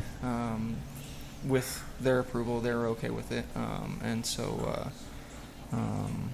With that being said, the structure, in general, you're going to get that motor breath stretch. Right. Very nice. Yeah. Clustering of golf balls and such like that. Towards the top, though, you get really nice. I mean, because they definitely do way different structure-wise. I mean, like the motor breath's kind of got that long thing with the leaves are really pointy and long, and then you got and Chem is very rounded, more spread out. Yeah. And it's funny because I got both of those going right now too at the same time. So it's like oh, those are like a great combo. Right. Don't have the I-95, but got the sour. Flower time's going to be. I would personally run it 9 to 10 weeks. Just do your dabs and shut the hell up. Cops are on their way, bro. You're bros. They're your bros. You're going out there to talk to them anyway. We're sending you out. So you better not be too high. Okay, you send me out. Yeah, No let's problem. see how we're going to get that on See how video. that works. It's all in there, man. Just go in there. Don't tell them I told you. I told Vinny we just need to have bagels ready for them when they show there you up. go. Cops love bagels. Literally, just walk out with some bagels, dude. They'll be like, what are these? These are no donuts? You'll be like, no, dude. They don't even remember why they're here after that. They're the right shape, bro. They'll Better save the than day. donuts, man. They'll save the day. Just the Actually- shape alone, they'll be like, what? Not triggered. Let's Similar send to a donut. telescopic out. Just Telly- immediately, no. Telly's you like immediately Telly's like a hippie comfort kid. them. They're gonna be like something bad going on in there. They're doing some special. They're doing some special K or something in there. What's going on? Special K. He's got that long meth hair going, so fuck, yeah. who the hell knows? you know. Vinny's going off with the backgrounds. What's going on? What? It was motor breath, bro. Oh, that's motor breath mode? Oh, cerebral. No, we never know what you're doing. You say a word, he plays a song, and it kind of mumbles in the background something. And Yeah. It was interesting, though. You say the cops are coming. This place fucking cleared out, man. Everybody's gone. that was his ploy from the beginning. He just hid this. He hid the thing, and he pretended there was a guy. I mean, there were a lot of people here. Even Odie's like, fuck that. I'm out of here. Odie left. No, we got elotes, we got gorditas, and we got barbecue out there tonight. And cops. Wait, barbecue? Are they all not scared? Aren't those guys scared about the cops? Didn't you tell them? And didn't they get all nervous? And Nobody flinched. Oh wow! They're like, hey, bring them. That's why I told you guys keep going. Don't flinch. Oh no! Yeah, but you can't tell me the cops are coming and then don't flinch. That don't do that. All right, Those things don't work together in I the will same say sentence. that every time, though. No, just don't tell me. I'm not sure. I don't need to know. Okay. I really don't. I mean, the Globfather was here. We were protected, right? I Because think we're gonna have we're to. on the I list. think I need to send Brian. Right now I'm acting maybe like you this have to is tell them fun. actually How am I to doing? how to actually be on the show. Is that why? Oh, he's been texting you for the past 40 minutes, going, "You haven't sent me the link, fucker." No, because I thought he was. They were supposed to come to the studio, and then they were supposed to drive out tomorrow. They seen the cops. But yep. So now that I actually looked at my messages, I'm sending them the thing. I will send you now. So cool. Then we don't have to worry about kicking nobody out of no seats. Even better. All right, hold on. I will send link. So they're already down. They did the big drive. That's the one thing that's honestly not nice about not seeing too well is I don't really sweat cops too much because half the time they just want to make sure I make it across the street okay, you know. You know, I think I walked up to a cop one time with like a QP in my backpack. I'm like, "Where's Stout Street at?" They're like, "Over that way." I'm like, "Cool, thanks." Like, you know. I'm in big fucking trouble, man. I'm coming to your house. Can you? Well, good, because I'm giving you a ride home, so that's a good thing. Then Yeah. we're totally safe. Yeah, I usually never have issues. One time we were in a car and the cops oh, we're giving these guys a ride home, and I got like an ounce of mushrooms in my pocket. I'm like, shit, like, you know. But now it was, okay, thanks. Make sure they get home safe. Oh, okay, cool. Yeah, it's an advantage, I suppose, in some senses. You know. It whatever works for you, brother. Hey, you know what? You get a pass. All right, so I just sent Brian the link because apparently they drove down to Moffett. Right. Well, you know, they thought we were in Moffett. No, I gave them the address. I don't know. Well, you know, Dave, honestly, you know, like I was talking to, you know, JW and I know Adam knows you guys know, it was very hard for me to break into this industry. It was, I mean, I had a great resume. I mean, knew how to do BHO, bubble hash, you know, grew, you know, like NFT and sunshine, organic. I mean, you know, did a lot of different stuff, you know, but I never really could get a job interview. No one even like would call, and I was pretty frustrating. And then I met JW, and just, you know, my ID had expired. He had to send me the bed tender had to send me home. I had, you know, went from Denver to Colorado Springs to get smoke that I had heard about on your show. Oh, look at this, full circle. Yeah, wow. total full circle. And you know, the funny thing is, the first thing I bought from there was we called it Pucker, but it was Sticky Lemons. So it's really funny how it really ran full circle. And JW, I just happened to run into him, and he, you know, was like, you know, I was, you know, like, oh, I love this cross. This is great. And he was like, do you want a job? And I'm like, I would love a job, you know. And I showed him a picture of maybe the purple punch I had grown and the grease monkey I had grown. Wow. And he was like, oh, well, I'll give you a job. And I honestly thought he was kind of like just joking with me because I had heard that so many times before, you know. No, JW doesn't really have a sense of humor. Well, I know, right? Yeah. But yeah, but you know, he was like, no, go get your badge and call me with the minute you get your badge. And the minute I got my badge, I called him, and I, you know, haven't really looked back since. You know, he didn't sweat that I couldn't see that well. You know, everyone would have been like, oh my God, you're gonna trip over everything. You're gonna. I'm like, well, dude, I crawled around my own grow room, so I think I'll be okay. I'll learn my way around. It's cool, you know. And I'm good in the dark. I'll be all right. You know. Like, well, wait, I should say he did tell one joke. He said when he hired you, he had you doing deliveries. Ba-dum-bum. Oh. Oh, too soon? Fuckers. So Jesus good. Christ, what a tough crowd, Telly. Not even a chuckle? No? Yeah. Holy fuck. And Green Farms in general was just a great place, you know, to basically give me an opportunity to learn, to further, you know, my growing experience and meeting all the people that I did. And you know, it was really nice. And even knowing JW, knowing that he does work with, you know, veterans and other things like that. What year was that you started with him? It was a couple years ago. Okay. A couple years. It's been a, you know, time kind of, you know, but it's. And you were working with him about 3-4 years ago, something like that? Or was I it would say more? about 2 years. Well, definitely about 2 years You guys straight, worked together? and then a year off or whatever. But still working on the sticky lemons for him and doing that. So. Oh, okay, so that's yeah. okay, that's cool. Yeah, and it was, you know, like thanks to, it was kind of a pain because obviously not seeing well, they're not going to give me a driver's license. So, you know, it was, you know, going down to downtown Denver, Union Station, catch a bus up to the Springs, to there, you know, catch a bus from there down to his shop, you know, and then, you know, it was always effort, but it was definitely never a job. And my cousin was real kind. Him and his wonderful wife let me live up with them for 2 nights a week and took me to and from and picked me up. And one night I forgot, my cousin got busy and forgot me. He's like, "Oh, bro, I sent an Uber for you. Sorry," you know, like, you know. But it was super exciting to even get my foot in the industry after, you know, kind of being frustrated, not even at least getting a call or just something, you know. Like, Well, it sucks because, like, Yeah. you know, the sort of entry level job would be trimming, and they're looking at you. Going, Oh, well, hell you, no. you ain't Yeah. trimming shit. No. You are not trimming. That my was weed. the one thing when I met him. That was the first thing I told him was like, dude, I could trim weed, but you know, forget Not about well. it, dude. Like it's No. well, I'm doing a good job, but it just takes me about like 100 times longer than everybody was gonna else. say, you Well, know? wait, So, get him a brush. I mean, I'd be sitting there like, Oh, yeah. you know, like. Can I tell you a story about what actually happened to me in a dispensary once? Yes, you I was can. like, I was like, where's that voice Father. coming from? So Jeez, a trimmer walked up to my wife one day and was like asking if there was something wrong with the bud, and it was like completely molded out. And my wife was like, yeah, like pointed out the obvious about it, and he was like, well, like I'm colorblind. Oh. Yeah, but you can So still like, smell it. well, but it's like this dude is QCing the bud, and like he's colorblind, so he couldn't even see that, you know. Welcome to the weed industry.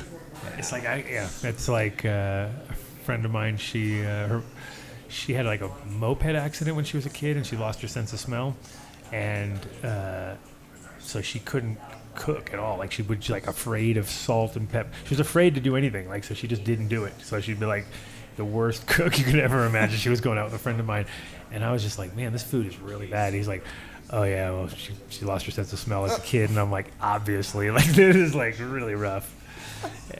Oh, Who's that?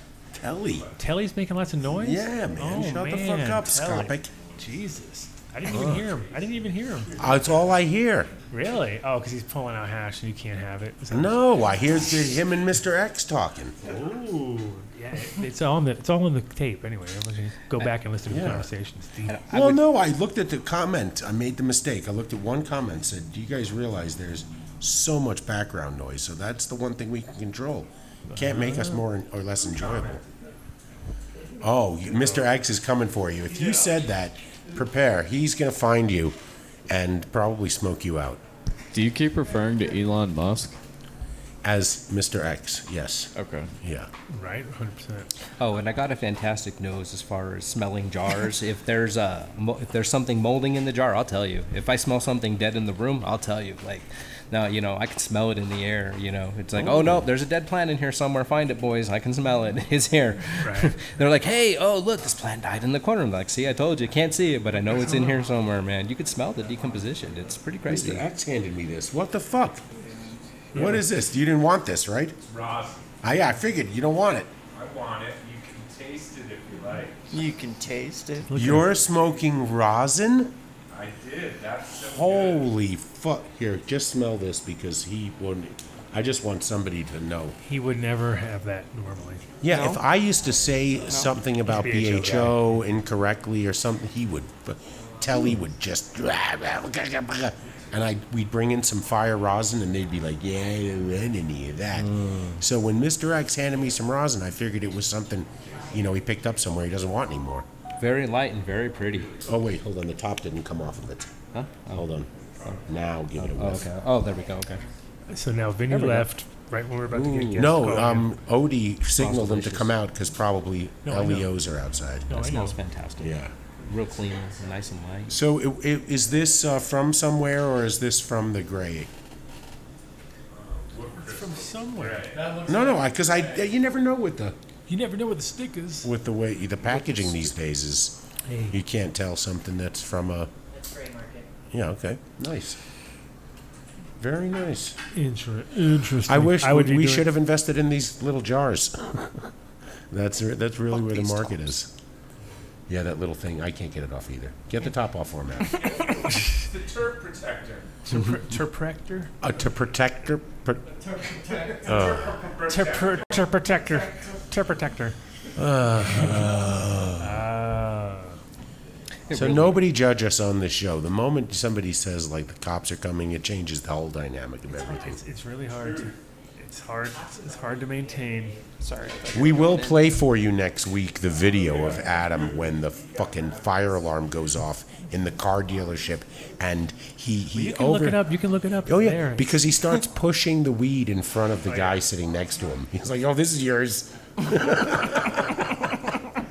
You know, speaking of, no, go ahead. I was gonna say with extracts, I kind of wish we would get like Moroccan hash. I that's the one thing I definitely miss is just the nice Moroccan hash. I love bubble hash, you know, but that dry sieve, boy, he can be really, He really listens to the show. He amazing. knows what he's saying. You know, it just Well, I mean, it's about naturally cured resin is a totally different animal. You know what I mean? And that's the thing is like that. Nobody here is really. yeah, no one wants to hang their plants for 6 months. And Well, then, nobody wants. No. Yeah, nobody has the Yeah. volume, first of Yeah. all, to do it, right? So, like, even though we're like in mountains and mountains of weed. Vinny looks happy because he's vindicated. No, Vindicator. he's a vindicator. He's been vindicated. I already knew. It was, I could see. Second on the pedal. I know you are the vindicator, of course. We're back. Are we back? Yeah. We're good. Okay, I'm just great. Always. So check for. I sent the link to Brian. I don't know if he's tried to call. He hasn't shown me that he's tried to call in yet. So. All right. Well, if he pops in, That's the rosin from Mr. X. quick, get it while you can. Yummy, yummy. Hold on, we're in. What? Oh, we got somebody. Who? Brian. There he goes, Mr.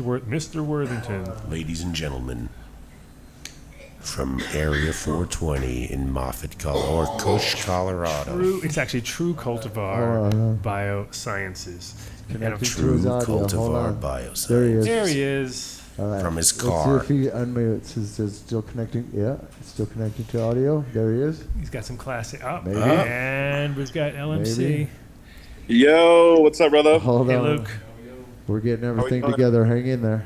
Sorry about the mix-up. Oh, I mean, in a way, it kind of makes it good because we would have had to kick off the guests that are here, and they just want to hang out with us. So it's more of a hang than ever. Plus, I wanted you guys to all meet anyway. So Yeah, absolutely. welcome, Luke from LMC on the right, and we got Brian Worthington on the left there. So you know what's funny, Brian, is the reason I didn't like when you sent me that thing it says Cultivar Bioscience, but then when you push on it. It flashes for it that to true vibrate behind it, like they're separate on the layers. So I didn't even see it until after he sent me in this morning. I was like, "Wait! I swear to God, I just looked at what I saw," and then I was like, "Oh fuck! It's one of those." Yeah, if I don't mess it up, it's not an Adam Dunn show moment. You know, at least by the third time I got you figured out. I'm like, okay, now I know who you are. Well, it kind of means that you might ascend to rock star status because usually it's a rock star or a rapper who blows us off 3 times. Oh yeah, you guys did good. So, you're So- I think I'd like to make it clear that I would not give up the opportunity to sit next to Dave Charnick for 3 hours. It was an accident for sure. Oh, well. It's not often we have experts on the show of your the vapors. status. He's getting the vapors. You now. know, it's just, I'm all flustered now. So you going to make me say it, though? Really? The both of you guys? What's that? Turn your phone sideways. Oh, shit. Now you're Sorry, gonna brother. mess up my stuff. Dun-dun-dun. Damn, there we go. Oh, nope, only one of you can do it because one of you's got it on Now lock. it's going to take a whole show to figure out. Yeah, no, turn it back. There we go. Don't worry about it. It's all right. So, where are you at, Luke? downtown Denver? I'm with Brian right now. I'm just eating. He's Oh, in the car. you're- I'm about We were at Moffett, so we got our wires crossed, brother. We were waiting for you down there. So when you went live, we were like, what? we were set up. Fucking way. What happened? Can you turn his headphones down again? It's my fault. I should have clarified where we were meeting. So my bad. That's so funny. We used to joke about that too. Like as we were driving to Area 420, Mark would be texting saying, "Oh, by the way, you know the show's going to be in Denver today." Yeah. So, oh well. Works. How is it down there? Show us Area 420. We haven't seen it in a while. I hear there's really. You know, it's been great. We headed up to Salida though right after we took off. So we were grabbing a bite, and then so we thought we would be able to dial in now. So it worked out great. But it looks amazing down there. They're really building it up really well. I hear they have yurts there now, so you can stay there. Yeah, an actual place to lie your head. Yeah, there's several of them. They look great inside. They've really done a great job. That's fantastic. Yeah. So what projects are you working on right now, guys? I hear there's big things in store for you. You've multiple states. Tell us. Yeah, for sure. So we started about 3 years ago on a bioscience company. And really the underlying premise was transparency in genetics. So we have a really great team. One of our geneticists actually did a study where she went through and kind of did samples of Blue Dream and found in Denver in 7 different dispensaries that just was very little consistency. So we started developing a product based around whole genome sequencing that used artificial intelligence. That used artificial intelligence to actually start to understand it. And so we started socializing this, and this is kind of where we started bumping into some of the things that have been happening in the market over the last several years. We learned about phylos. We learned about concerns that breeders have about whole genome data. And so we pivoted, and we're doing the whole, all of our artificial intelligence is based around PCR now. So it's a little bit more accessible to cannabis markets. They're a little more familiar with the technology. And the artificial intelligence works roughly the same on that data. But it allows us to have some consistency with the breeder and not have whole genome data on our premise. So we do whole genome sequencing, but that is through kind of direct integrations with breeders and growers. Cool. So it's like, because everybody was scared, then everybody realized it was like it actually should have been scared. Like it was kind of like the classic where if and that really fucked up a lot of people's trust within the idea of giving up. Yeah. Well, especially because I'm not going to blame Rob, but it was like Rob Clark, who's my buddy and a lot of other people's buddies, was really pushing hard for them and was like, you guys got to give them all your old seeds, whatever you got. Like they're going to do. And it was like, and I had some pretty interesting landrace stuff, and I gave them some Moroccan seeds that I had and some other things that, in the end, it was kind of like, then I felt really stupid giving it to him at the end. I was like, oh man. You got to turn your auto rotate thing on or just turn it back. Yeah. Okay. Sorry about that. It's We're trying to okay. get both of us in here. Well, you got a tech guy with you. Come on now, Luke. You're the guy. You should be able to be What are we doing here? Oh, that's not even. Put it on go to your. You got to turn off the rotate lock. Yeah, it's not working. So now we're all the way back here. Well, it's okay. We can just pretend you're in a spaceship or something. Turn it back. Fair enough. That was a hot mess. Turn it back.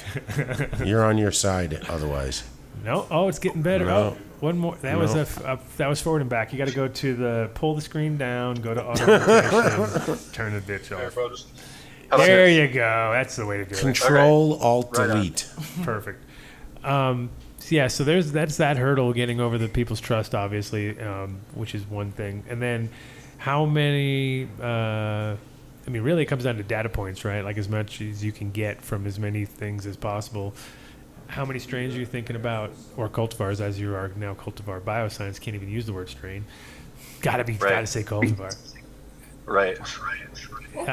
Oh yeah, echo. That's No, you're gonna have to just use one phone. We know how beautiful you are. I thought you wanted the shot right here, bro. Come on. I thought you guys wanted the money. The money shot? Yeah. Yeah, so that's a good question. So, and I think it kind of goes to the conversation that you're having already with how you do selections. Because in and of itself, the whole genome data isn't particularly informative to whatever your cultivar is. It requires pretty extensive phenotypical information to actually tie that genetic data to.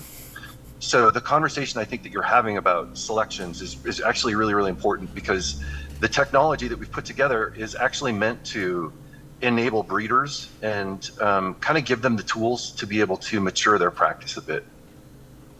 Damn. That was a mouthful. That's science right there. Well, I mean, and I was saying earlier, and because obviously I front loaded because of you coming on the show, but the reality is that you need both to really, take it to the next level, because there's a lot of, unfortunately, there's a lot of bottlenecking already that you don't even realize until you look at it on an actual, look at it together with a huge data set, and you're like, oh, okay, well, that makes sense. Now we can take it further. Whereas if you start doing, especially with breeding on scale, that there's a lot of dead ends that can be alleviated way before you put a lot of energy into it. And that's kind of where that's what gets interesting, because it's like you're used to being like, okay, so now I've got to grow out a couple hundred of these, and then if you could go through it quickly and find the ones that actually are meant to be together, instead of the ones that are just are going to create more issues than not. So yeah, so it's exciting. It's just one of those things where it's been always cost preventative as a small grower. You're like, I don't want to spend $100 fucking to do that. It's like I'll just do it the hard way. You know what I mean? But if you have the right project going on and you're not thinking about it as much because you're just throwing it at the wall and seeing what sticks, that's pretty fun actually, because it's a different way to do it. Well, how are you delivering the information that you're discovering to your clients? Do you have that visual, like the way Phylos did the 4D sort of spatial model where you could rotate everything and see how close they were or how far they were on the genomic record? I mean, we're nothing like Phylos. We're kind of literally doing everything the opposite of Phylos, but no, we're gonna get way more detailed with it, and no.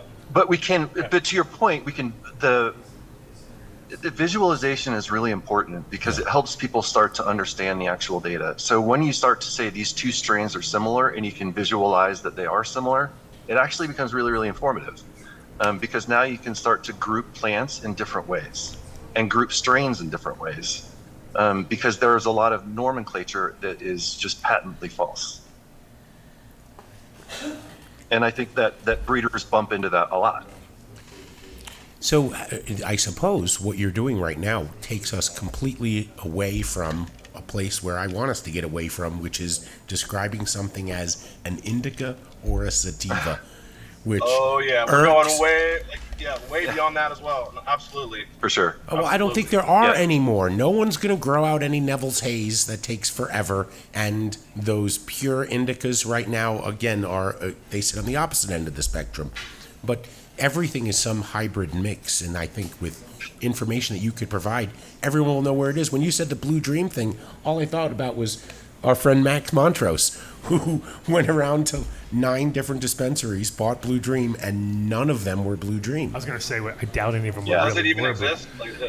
Well, especially Colorado. Colorado's the worst place to think you're going to get good Blue Dream, because it's it kind of flew out. Basically what happened was that it was grown in California, it was sold on the East Coast, and people might have had the cut here and might have grown it a little bit, but it was kind of one of those plants that definitely anybody who's really into growing would be do it once and be like, okay, well, if you want an easy plant to grow outdoors and mass produce it, this is the one, because that's what it was really made for, you know what I mean? I also think people thought that dispensaries were going to be these keepers of genetics, which is such a mistake to think that. Yeah. Because who thought that? What's on the shelf, right? You go into a dispensary, you find something on the shelf, you're like, oh, I really like this. And for a while, back in 2010 to maybe 2012, there was some consistency. And then we got on this polyhybrid 7-month rotation where if you don't deliver something new, people didn't come back. They felt like they were just striving for something better. Well, it's like ice cream or something, right? Where we went from like old fashioned, you got 3 flavors, you know what I mean, to like, if you don't have 7,500 flavors in this place, I'm out. You know what I mean? Like everybody wants. You don't have pralines with cranberries and waffle chips? And it is funny to go into places now because you start looking at all the names and all the ice creams, and you're like, oh, we haven't tapped into this whole zone right here. Here's a whole zone. There's like a ton of flavors here that we haven't even ripped off. And that's honestly just the selection side. The verification side, we're actually certifying the actual breeder genetic. We're certifying the cultivator's cultivated crop. And then the conversations that we've had with dispensaries, they're actually interested in running sequencing too, to take a look at the impact of shelf life on the actual genetic, material. Wow. Let's actually have some accountability. I mean, at the end of the day, like, we're really just here to solve the problems that we've encountered on different aspects of the industry, and really, what I know myself like prize in, and I know Ryan is the same. We're looking out for the little guy. We're looking out for the community. At the end of the day, Phylos just failed. They're literally a front for FD Pharma. They don't care about this. Like, they don't care about the community. We've literally been interviewing, pitching to countless cannabis entrepreneurs around the industry, trying to get consensus by the community, because at the end of the day, this is obviously needed.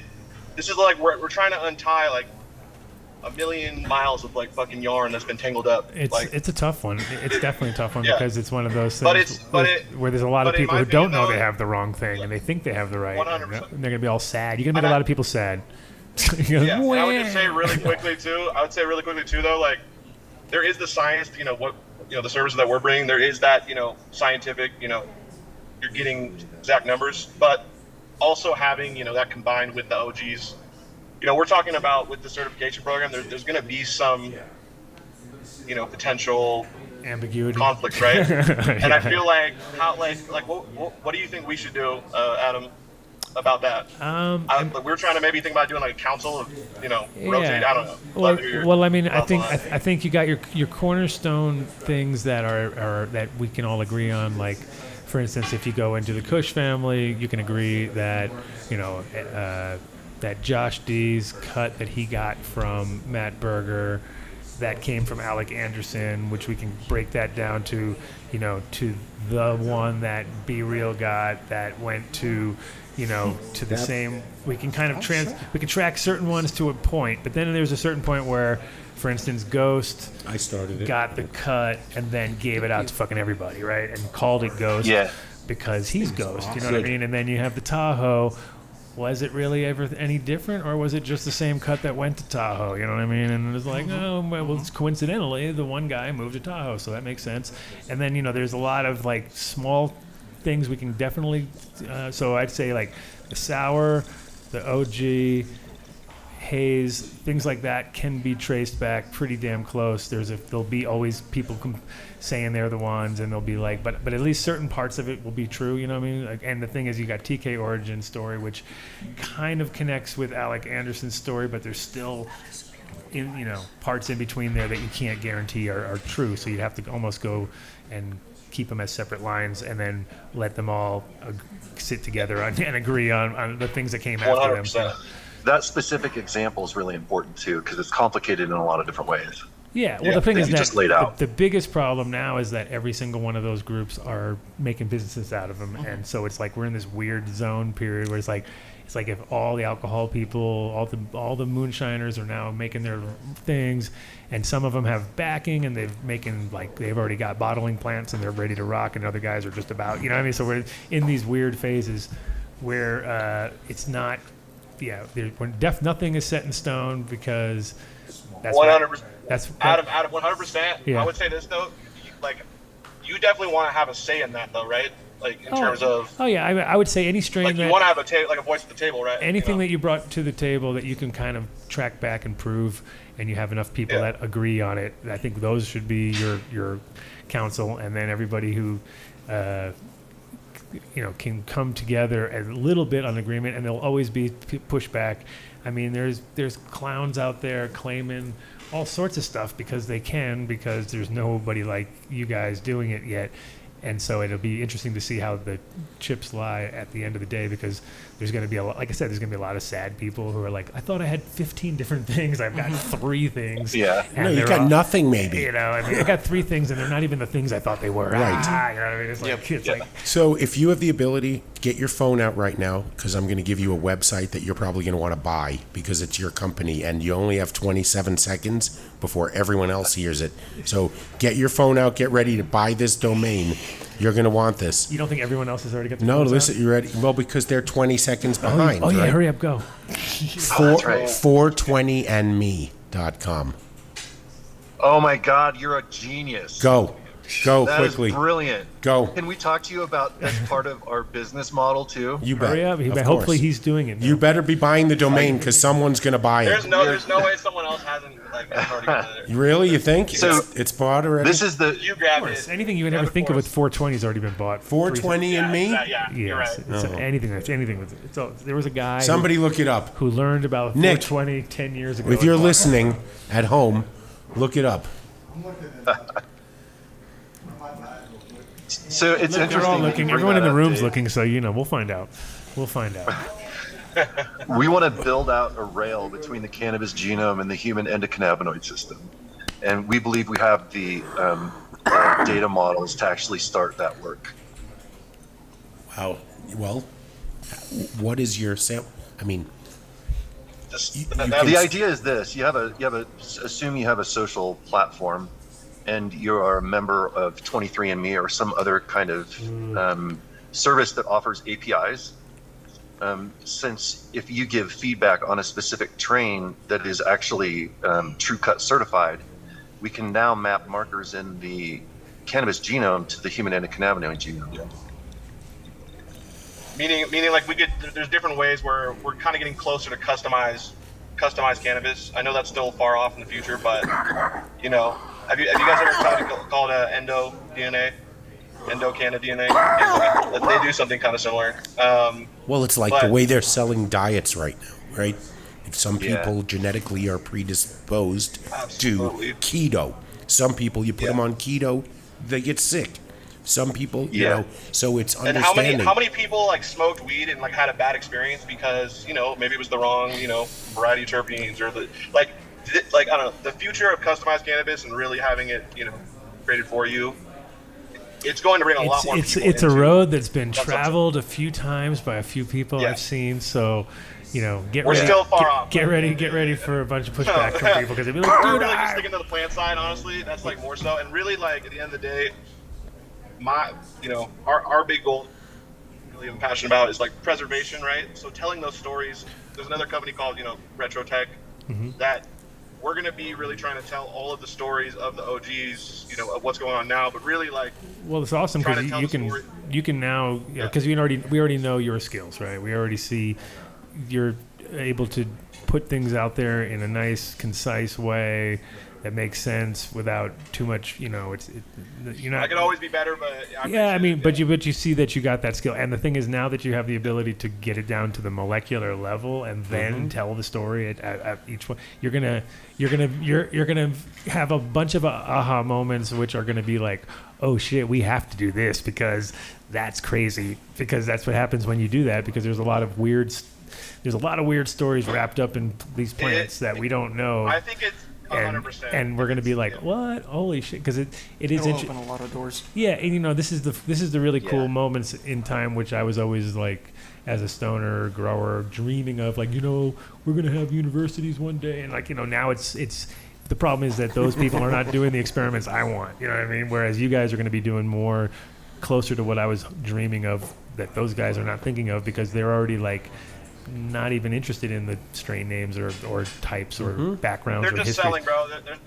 They're selling. Well, they're just looking for that fucking outlier cannabinoid that no one's really oh my god, it's got CBD, THC, and fucking CBG all in one molecule. It's some new thing we have. They're just looking for that thing that's out there or the newest, latest thing, and it will. It's there are fortunes to be had in that department too, but they're also not. They don't want to share. You know what I mean? It's like they're just looking for the next medical sort of improvement, or which.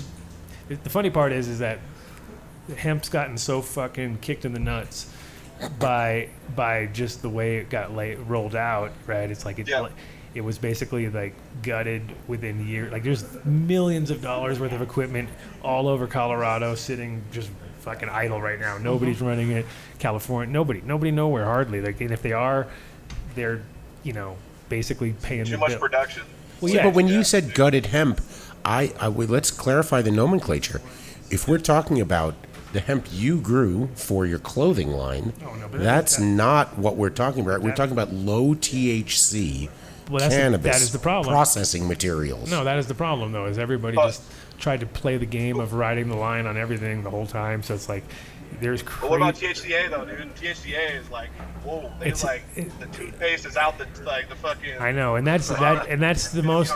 It's the most confusing thing for like. I'd hate to be a cop now, to be a cop and have to deal with like, no man, that's all THCA. I don't know what you're talking about. Like, and it's sometimes it's like crazy because it'll be 0.3% THC, so that you can go to the gas station, and then over here we've got the same exact thing, but it's over the that goes to the dispensary because it's still it's nuts, and it's like to me it is, but there's also people making millions and millions and millions of dollars now off of the THC. Like, of course there are. Of course there are. It is. There is. If you want to make a lot of money right now in a plant touching in one of the sectors, plant touching, it's 100% THC. No, I know. I feel bad for all of the people in Cal. Like it's so weird. It's so well. The whole thing is when I saw guys growing hemp indoors and getting $900 a pound, and there was guys in Cali getting $400 a pound for fucking fire weed. I was like, we have completely. I was like, this is crazy. Dude. I can't believe this is happening. Well, now you're opening up the conversation to why interstate commerce is so important to making it a true commodity, because if it's a good and bad thing. It's a good and bad thing. The bad thing is the minute that happens, we're all fucking out. We've been outspent in the second because now the money flows, right? That's what the only thing holding the money back right now is the fact that it's not federally legal, right? The minute that consolidation, but that's happening right now. Well, everyone's trying to play the game. Colorado, Washington, yeah. Oh, what you guys are doing, your exit is ordained, okay? Someone's going to come around as soon as that happens, and they're going to be, we need you. We're just going to buy your company. Well, the cool thing is that data is king, right? I mean, that's pretty much what you want to be doing, and I think it's how everybody who's not thinking that way got completely like, what? Wait a minute. It's like the new oil. It's like when Weed Maps sold, and I was like, wait a minute, that fucking thing?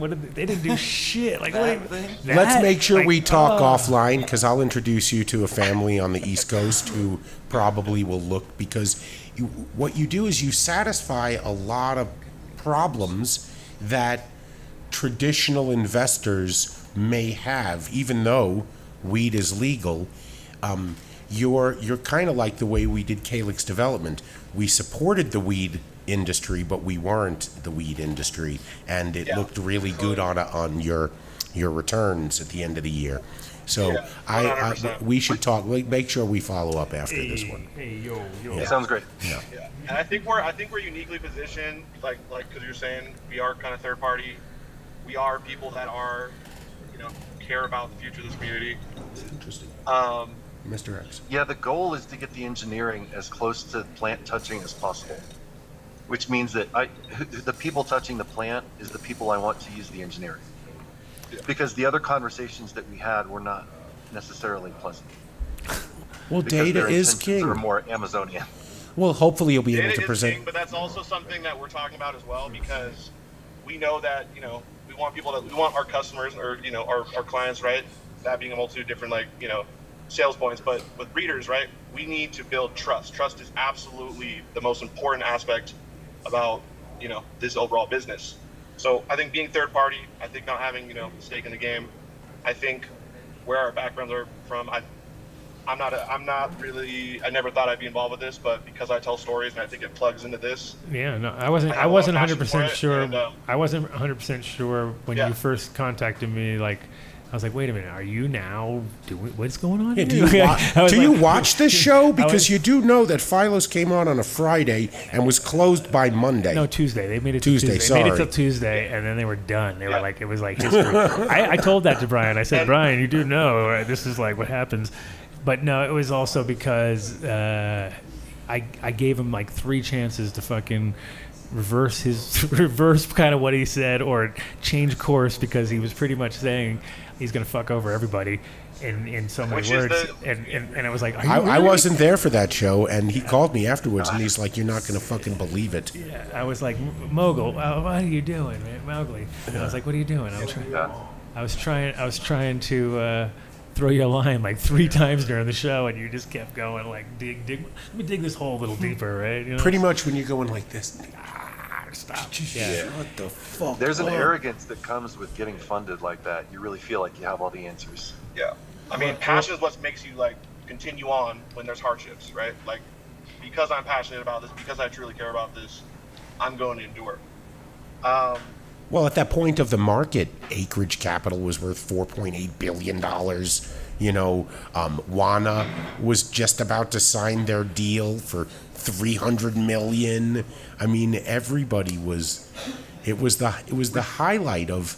I mean, the industry was firing on all fronts. Investors were still lining up, going, "You got a project? What can I throw money at?"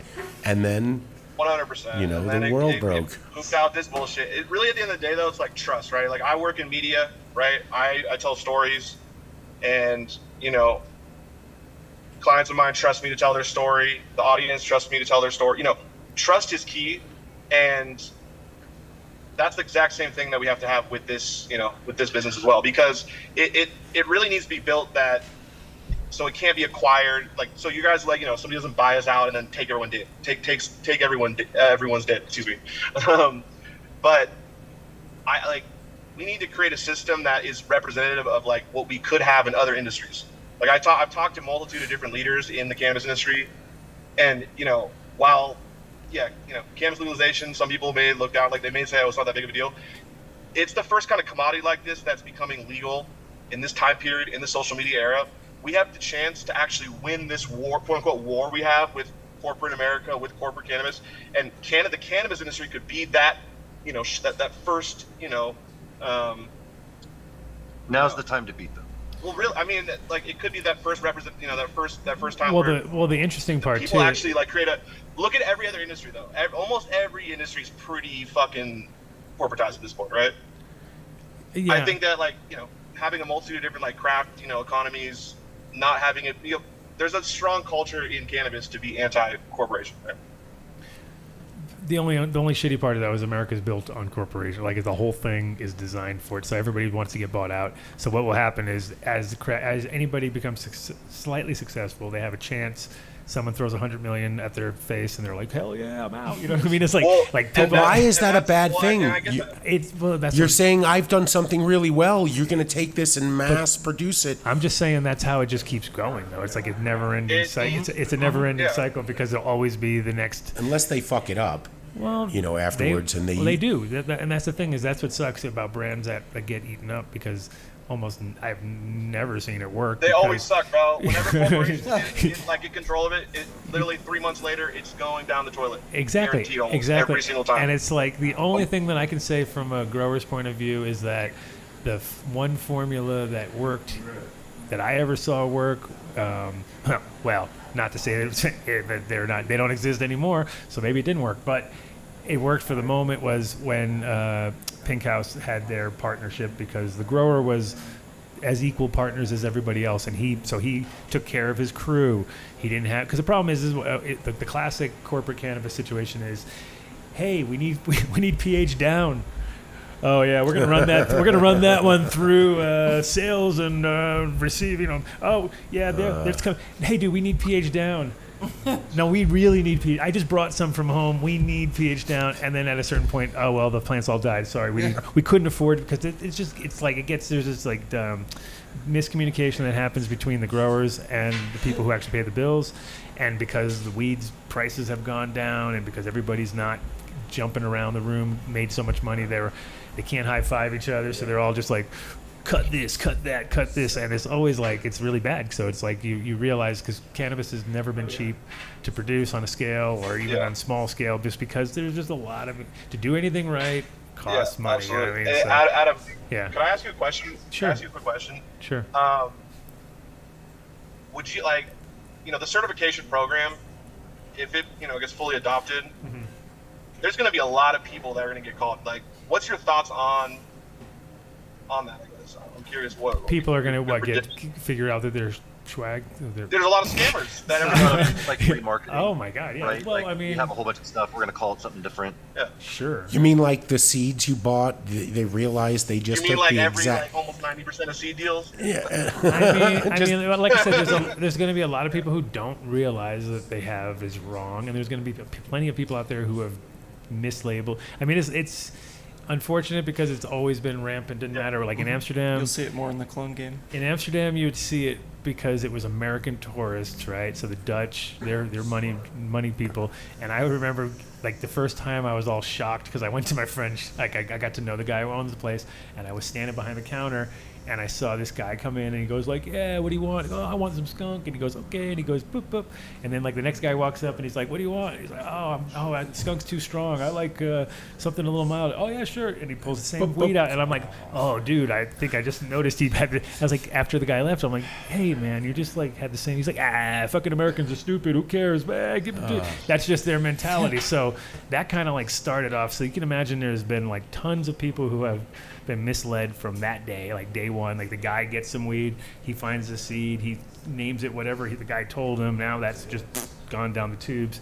And then there's plenty of people out there also. I've seen guys who are selling clones, and they'd walk in and they'd be like, oh, I've got this power plant. And they'd be like, dude, we got enough power plant. And he'd be like, oh, I've got more in the car. I'll be right back. And he'd go back out and put a new tag in, come back in with the same clones. And so now those guys are all on the wrong fucking path because they've been told it was an 8-week plant, and now they just grown some haze and it's a 12-week plant. And the guy's like, I don't give a fuck. Whatever's hot. You know what I mean? Moving clones. So it's like, and it's always been in cannabis because there's always going to be opportunistic people involved, and so maybe you'll be able to clear up some. You're providing transparency. You'll end up. I mean, that'll be one of the reasons why people would want to have certified breeder cuts, because at least it's genetically been tested and can be certified. I mean, you buy a comic book, you get it graded. If they had your knowledge, Adam, they had your knowledge, right, or a lot of our knowledge, right? Like they would understand why that's important, right? But I think that's where telling the stories as well comes into play. Well, that's what's good about you. You can appreciation. Like, Adam, I would love to do, a story on you and your, everything that you. I mean, that's what I'm trying to say. Is like, I think that the storytelling gives a lot of context for people, and it grows the community. It grows everyone's audiences. Because at the end of the day, like, people have to understand, who this is, who that is, who bred that, who did that. I mean, or the layered on top of content, right? And it's context is key. It's 100% like important for sure, and it's also still doable. Well, you've done that for years though too, Adam. That's the one thing I got to commend you on. By the way, you definitely are one of the goats of that. Like, it really, the amount of gold you have on your podcast when it comes to stories about genetics. I mean, I think you're definitely number one in that, like that. Well, then you can help me prove something that I said, that he said I was full of shit. But I think if you go, you're going to take your technology, go to his bubblegum, right? Early stuff. What was anything really key before bubblegum, or bubblegum was that first one? For me, it was the most. Right. So I want you just go with bubblegum, and you'll see that there are going to be genetic markers in 30 to 50% of all of the commercial cannabis sold everywhere, because it's that lineage of being able to say, well, humans crossed the land bridge 30,000 years ago, and because they ran out of bagels. They wanted my bagels. They were like, where are bagels? But that's important to know that, right? You're going to see where those, right? Or you'll do that with Hayes and find out that Neville touched so many, and so many other amazing breeders out there. But really, funny part is that with Neville stuff, I bet it's kind of going to be a lot of the reversal things though too, because he really was snaking a lot of people's shit along the way. So there's a lot of people. Oh my God, he like interweaves with so many different stories, and I mean I've been writing that script for like it's almost a series. Yeah. You know? No, but I think it's important to say that the point of the software is to separate the breeders like Covert and someone who's dropping F1s and F2s in the freaking mail, right? You want someone who's taken the time to actually stabilize something and is working with something novel to be recognized, and you want to give them a platform to be able to monetize the work that they've done. Sure. And really, this is what this does. No, and it's great because a lot of us have tons of work we haven't got around to, and it's just all there, you know, and it'd be good to just sort of see what we got without having to go and, you know, dig so deep right out of the gate. And then also it's interesting because they're little time capsules, you know what I mean? Because you're like, oh, I've got stuff that I brought over in 2010 from Amsterdam that were already old and in my drawer, and, you know, it's just kind of like, I'm taking them, I don't care. You know? And those are actually where the magic will be locked up, you know what I mean? Yeah. So somebody wants to hire you guys to do, so how do they get in touch with you? You can go to truecultivarbioscience.com, and you can email anyone on there, and we'll follow up with you right away. Yeah, on Instagram? We're about to get that up and running.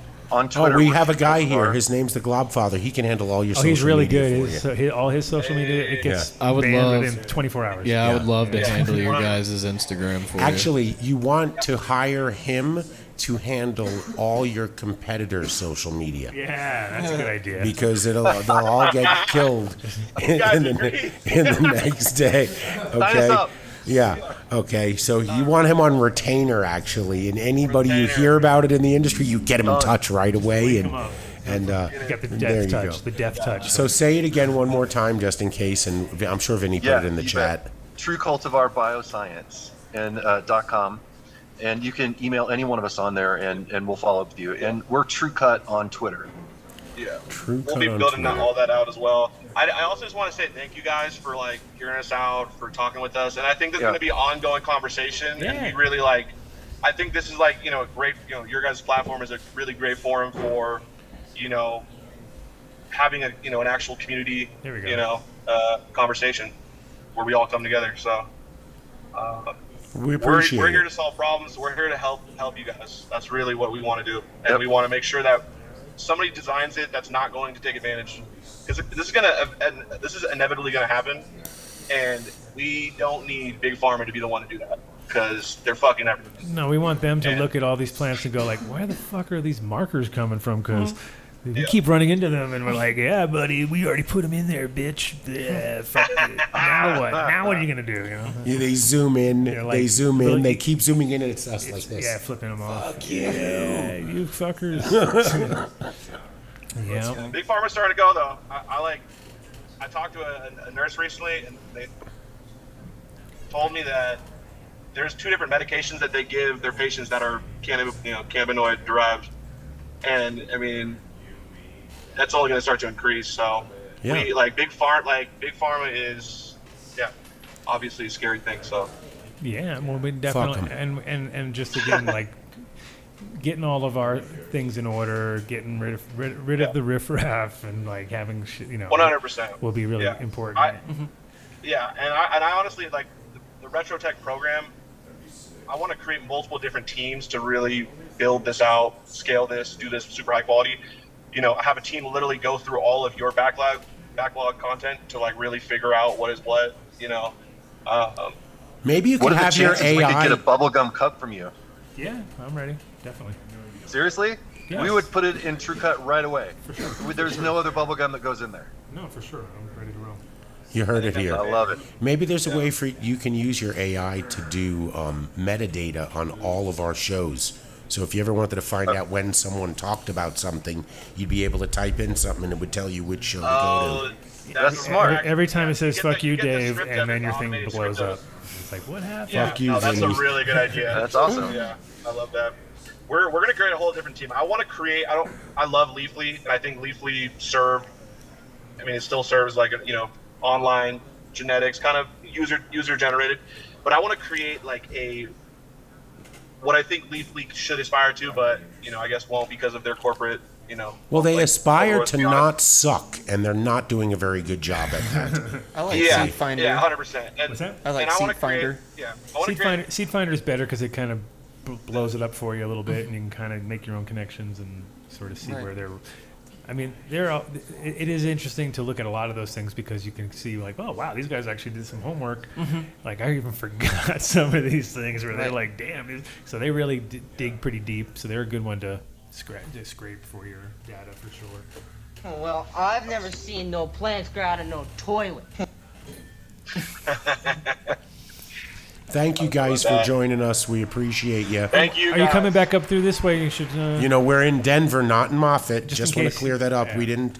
What do you guys? We're in Salida now. Maybe we can meet up before we take off. What are you doing on Sunday night?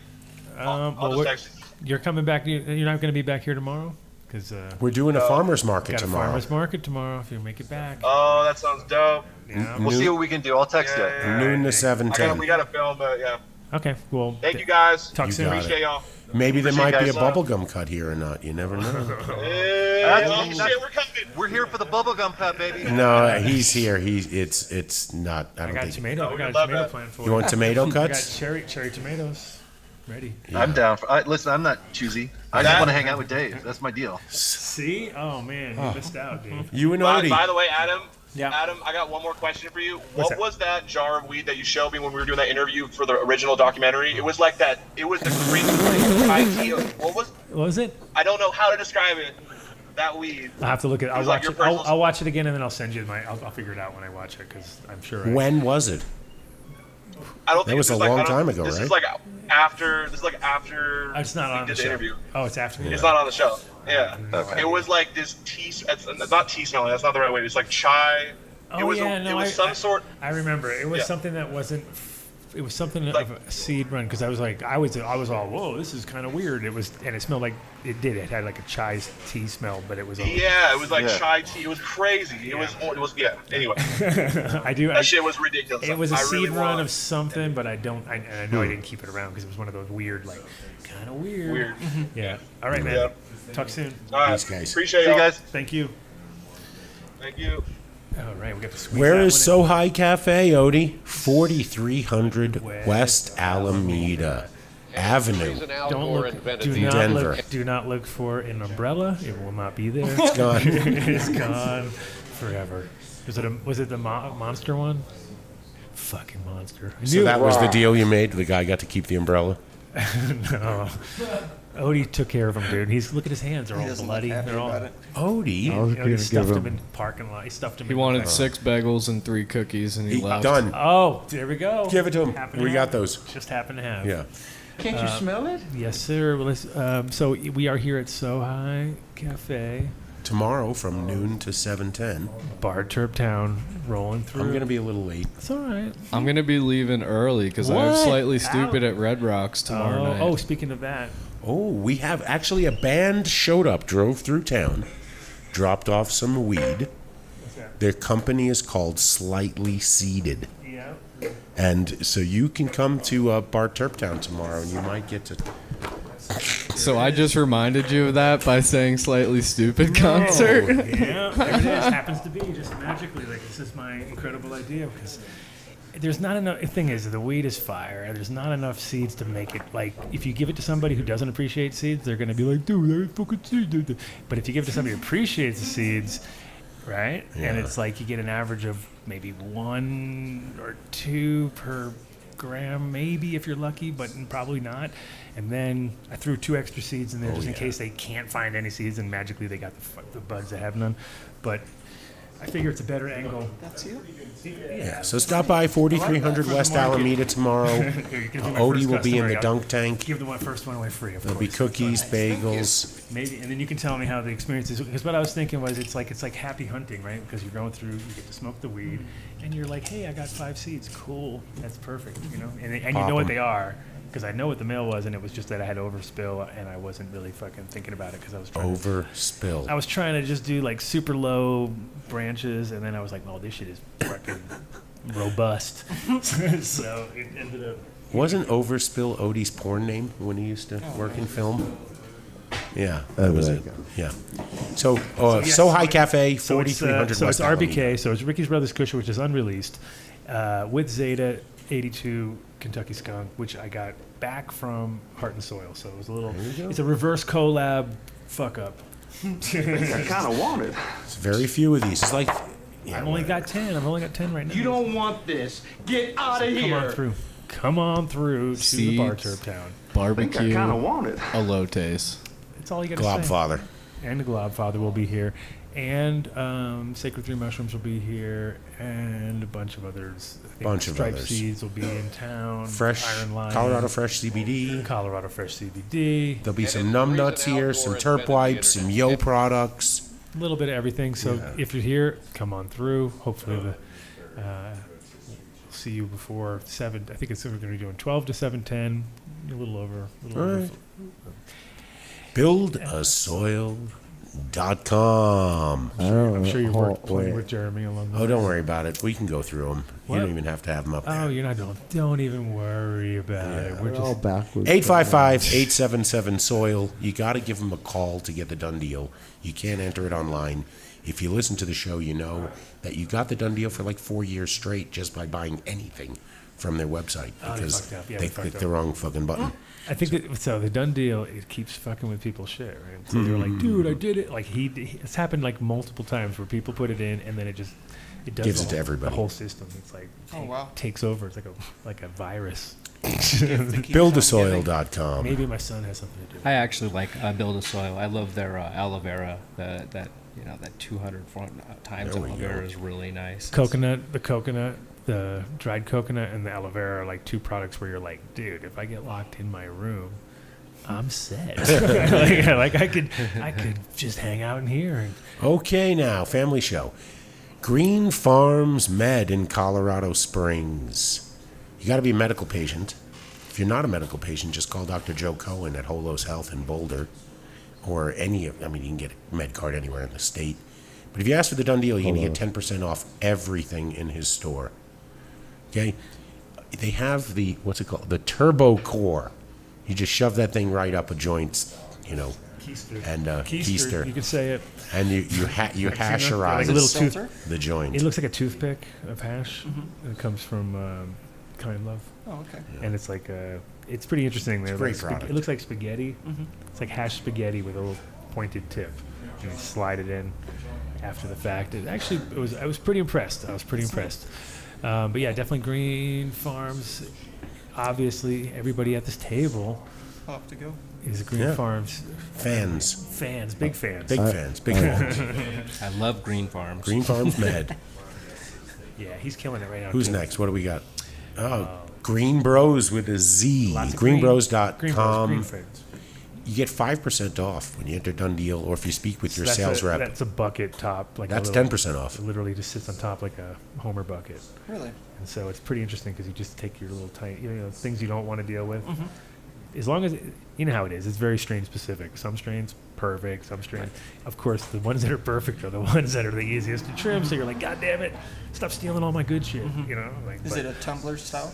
No, it's, but it's like It's gravity driven. 45 degree instead of like this. It's kind of like that. Right. But it's very gentle. And our buddies over at Apothecary, they only accept trim from Green Bros. So So you can go to Apothecary Farms. proof in the pudding right there, where they're like, nope, we don't want anything tumbled, but if it's on the Green Bros, it makes good. So that kind of 4 locations in Colorado, 7 in Oklahoma, I believe. Ask for the Done Deal in Colorado, and you get a gram of ambrosia and an infused joint for $25. Amazing. They only process for very few companies these days, so they have high standards, and you're going to get amazing concentrate. Apothecary has been with us for 4.5 years. So check him out. It's Mark's ad. He's not here. Should have had Odie read it. Oh yeah, that'd be good. We talk about this throughout the show, so you know it. You go to dabx.com, enter Dunn Deal at checkout, 20% off your order, so it's $240 shipped. How do you beat that? Normally $300. The Rocket, amazing product, converts any bong into a dab rig. Just check them out. The technology is amazing. If you watch, you see greatest electronic dab rig on the market today. You'll throw your Puffco away. In fact, JJ from Dutch Botanicals posted, I am so fucking done with Puffco, so they're sending him a Dabex. I thought you meant the other JJ. Okay, makes sense. No, I thought we already got JJ one. If we didn't, we will. JJ Top Top. Dave! Yeah, Dave. Dave's not here. No, you He listen. was at Ozo earlier, though. I was at Ozo earlier. The greatest coffee you can buy nationwide. Dunn Deal 23 is the discount I code. think I kind of want it. You get 20% off. Just get the subscription. Enter the Dunn Deal 23 code once. It'll stay populated. Just have it send you whatever they are drinking. Because the last batch they did of Peru was the most fire coffee I'd ever tasted in my That's life. the cold brew. Oh, that's this? Yeah. Oh, so Vinny has figured out a way to make something I call meth coffee. It is the most potent coffee you will ever have in Make your you life. want to fix your transmission. Yeah, it's like triple cask strength whiskey. on it. You might be able to on this. You have to cut it down with give you a hangover. 3/4 water to 1/4 Vinny cold brew. Jonathan's got to run. Pretty good stuff. But, Thanks for stopping in. Appreciate your time tonight. Yeah, you too. Now we know that we're so close. You can come hang out whenever. If you got any drops with James or anything happening, just give us the timing, and we'll create a. We'll have another day without the cops. No cops. No next time. cops. Yeah, No cops sorry next about time. that. It's quite all right. Yeah. Got to add a little spice. So if you go to, remember, ozocoffee.com, Dunn Deal 23 give me a heads up on is how the many seeds you discount find code. so I can get it. But if you shop in Boulder at 14er Holistics and you go to their pre-order, so you go to 14erboulder.com, on top there's a little pre-order link. Click the pre-order link. When you check out in the promo code, use Dunn Deal, and you will get 10% off everything in the store. And that, it doesn't matter what it is, 10% off. You can walk out with a gram of rosin, I think, for $25. I mean, that's just absolutely amazing. Their flour is on point, sealed in nitrogen cans, in 1/8 cans. Check them out, 14erboulder.com. And Culture Biologics. So Tim McCormick, probably come on the show soon, but he's got an amazing line of organic, completely water-soluble powder nutrients that are carbon-based. So they're kind of what your plants really want. Like when you What say your plants crave. what they say that what they crave, it's definitely not salt. More science on the Adam Dunn shit. But check out the line, the Eon line, amazing. And if you are following our Patreon, then you can see my garden in the last few years has improved immensely. And it's just like it's one of those things where you really realize Tim puts so much energy into this stuff, and every product that he comes out with is just like keeps adding to the mix where you're like, oh my God, he's got great supplements. He's got a whole aloe line now of root stimulators, which again, that's some stuff that, like a lot of the products that we're using, the only reason that we're using them is because they haven't caught up to it yet. At a certain point, they're going to be like, can't use that, can't use this, can't use that, and we should try to On the banned list. for sure. And amazing flavors and burn and everything about it. So check out Culture Biologics and check out their Discord channel also, because that's also very active. So they have lots of giveaways on there and a lot going on, a lot of good community of people. So check them out. Turpwipes. This is the only thing you have to do. You go to turpwipes.com/Dundeal. It calculates the discount for you. The most amazing product. Basically, right after you bought your Dabex, you go over to Turpwipes, you make your subscription order, and then you're done. You don't need That's any more. You'll be fine for pretty much at that point. Turpwipes.com/Dundeal. So there you go. Combo. Bio365. You're a licensed facility anywhere in the United States. You give Tim and you send him an email, tim@bio365.com, and he will work to send you whatever grow medium you're using, and when I say he'll send it to you, he's going to have a pallet shipped to you. His questions are going to be like, do you have a loading dock or a lift gate? So just check him out, bio365.com.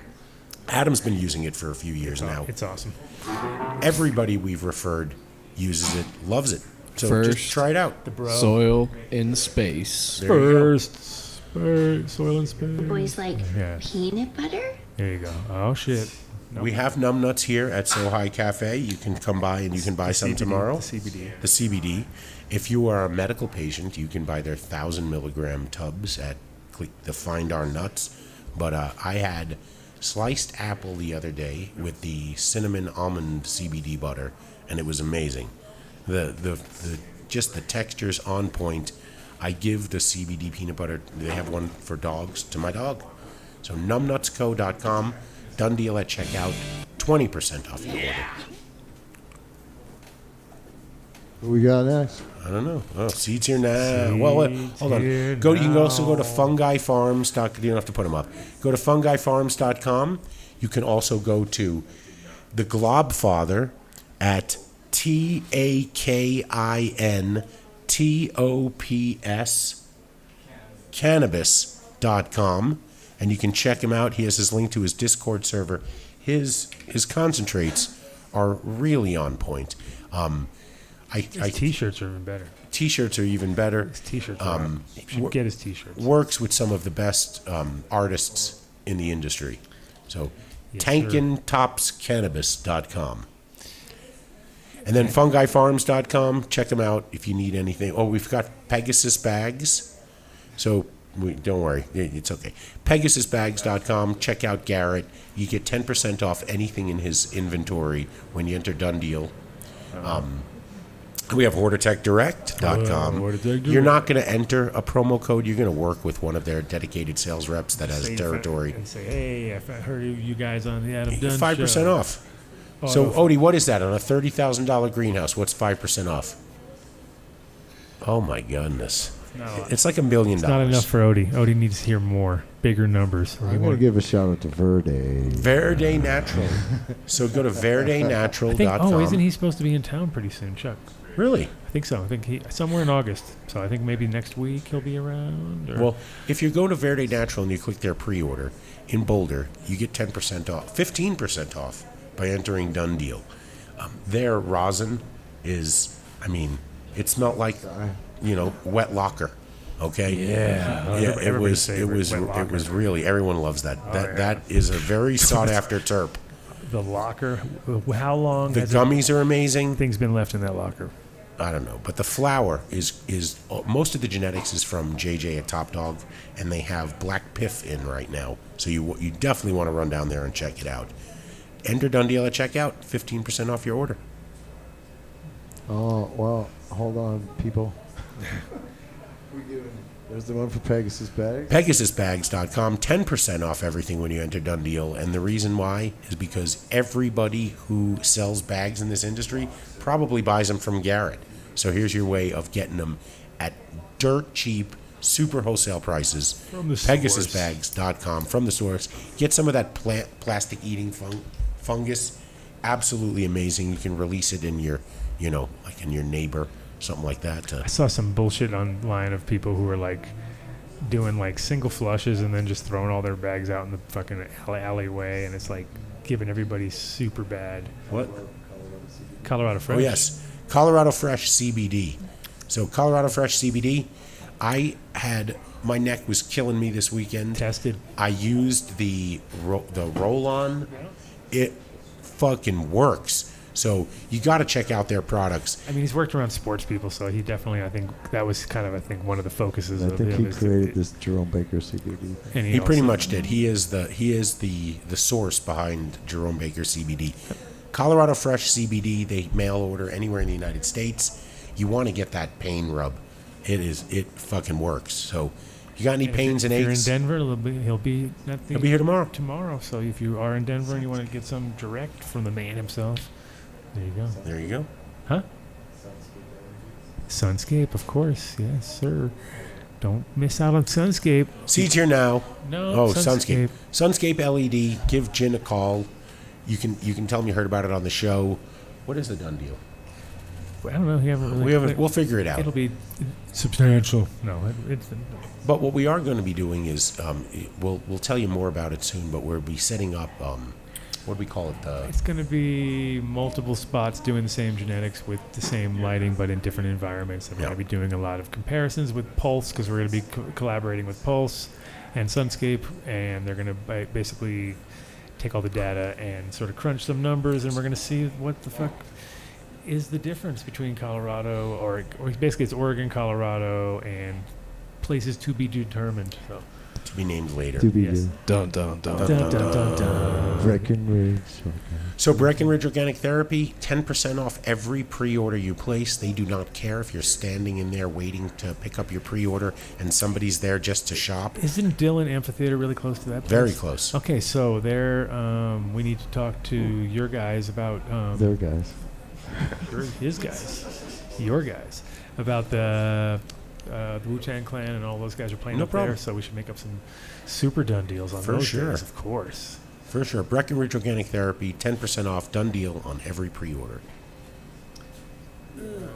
Let's give us a shout out. You know, I saw some say, hey guys, thank you for the love. I see a few people making more and more purchases through the store, so that's good to see here. I saw Nice some job. hoodies went out, some other stuff, so give us a heads up when you get them and tell us how Take some awesome photos they are. wearing them. Yeah, photos, and then you get Oh, there you go. Post them Now on it's- social media. Tag Vinny. Oh, damn. Whoa! Put your hand out like that when you do it, though. Make sure you do this. Yeah, in front of your face. Take the photo, put Yeah, like that. total? Right there, like that. It's Boom. for facial recognition purposes. Gosh. So it can recognize you faster? And it gets your palm. It actually knows your fucking Yeah. thing. It's got it's got all your fingerprints. Yeah, instead of just chopping off my hand. to get Super it there. high, Yeah. super high resolution fingerprint Fingerprints. detectors. Like, oh, we've got his fingerprints and his palm and everything. Covered his face though. But I was serious. Good job. You should really tune in. If you've listened to the show over the years and some of the stories we've covered, Friday next week would be a great time to listen in. We have some amazing news to announce. And then you also, I saw you had the Irazine thing there, so pop that up because he's going to be on next week. There was a Instagram page there that popped up. I saw it. Yeah. So Indian Land Race Exchange Irazine will be on next week. He's going to be in Delhi with good internet this time. So James Bean, Man on the Scene, will be also on that show. Last week we were all just waiting. We didn't know what was going on, but he was literally like racing to get to the internet, and he was like, "Yeah, sorry, show was over 2 hours ago, but whatever. Next We'll time, make it work." But yeah, awesome. If you haven't checked out his Instagram, go check it out. Follow him. You'll see this guy's amazing. He's got some 169,000 followers. And thank you, Vinny, for running everything tonight. And Mark, fuck you for, yeah, Mark, you left us hanging. It was a with the lot. You left It was us a with- lot tonight. You left us You with did the great, I cops. still got Patreon to go see. Yeah, I know. we'll get it. I want to get some tough. elote now that she's back. We will be back. Adrian's on the long haul here, so We will be back. we'll be Bahamas back. ride. We'll be back in a little Join bit. us. And Hold on. Wait. What? Who? What? What? Oh, I'm ready. I want Okay. some asada tacos. Peace. Shout out Wait, to wait. my beautiful wife Cece and Mr. PDX Amazing, who's doing his amazing things, and also Bar Trip Town tomorrow. Hope to see you guys there. 12 to 7:10. I'll be a little late taking the family to go see Barbie. That's okay. You are excused. You gonna come wearing all your pink shit when you get here? I have to wear pink? Well, if you're going to Barbie, you're gonna wear pink. Are you serious? Oh, I want. He's a Barbie guy. I would do like. Barbie bagels. You should make some pink bagels. Bring them. They're called donuts, but you can bring them. All right. Okay. Peace. Peace out. Practically every one of the top 40 records being played on every radio station in the United States is a communication to the children to take a trip, to cop out, to groove. The psychedelic jackets on the record albums have their own. This is a special question. We don't want you to smoke genetically modified ganja. We want you to smoke the real thing. Me? Want you to smoke the natural herb. Sweet. Some call it marijuana. Sweet. Some call it sensimilla. Sweet. Some call it lamb's bread. The tea. And some people call it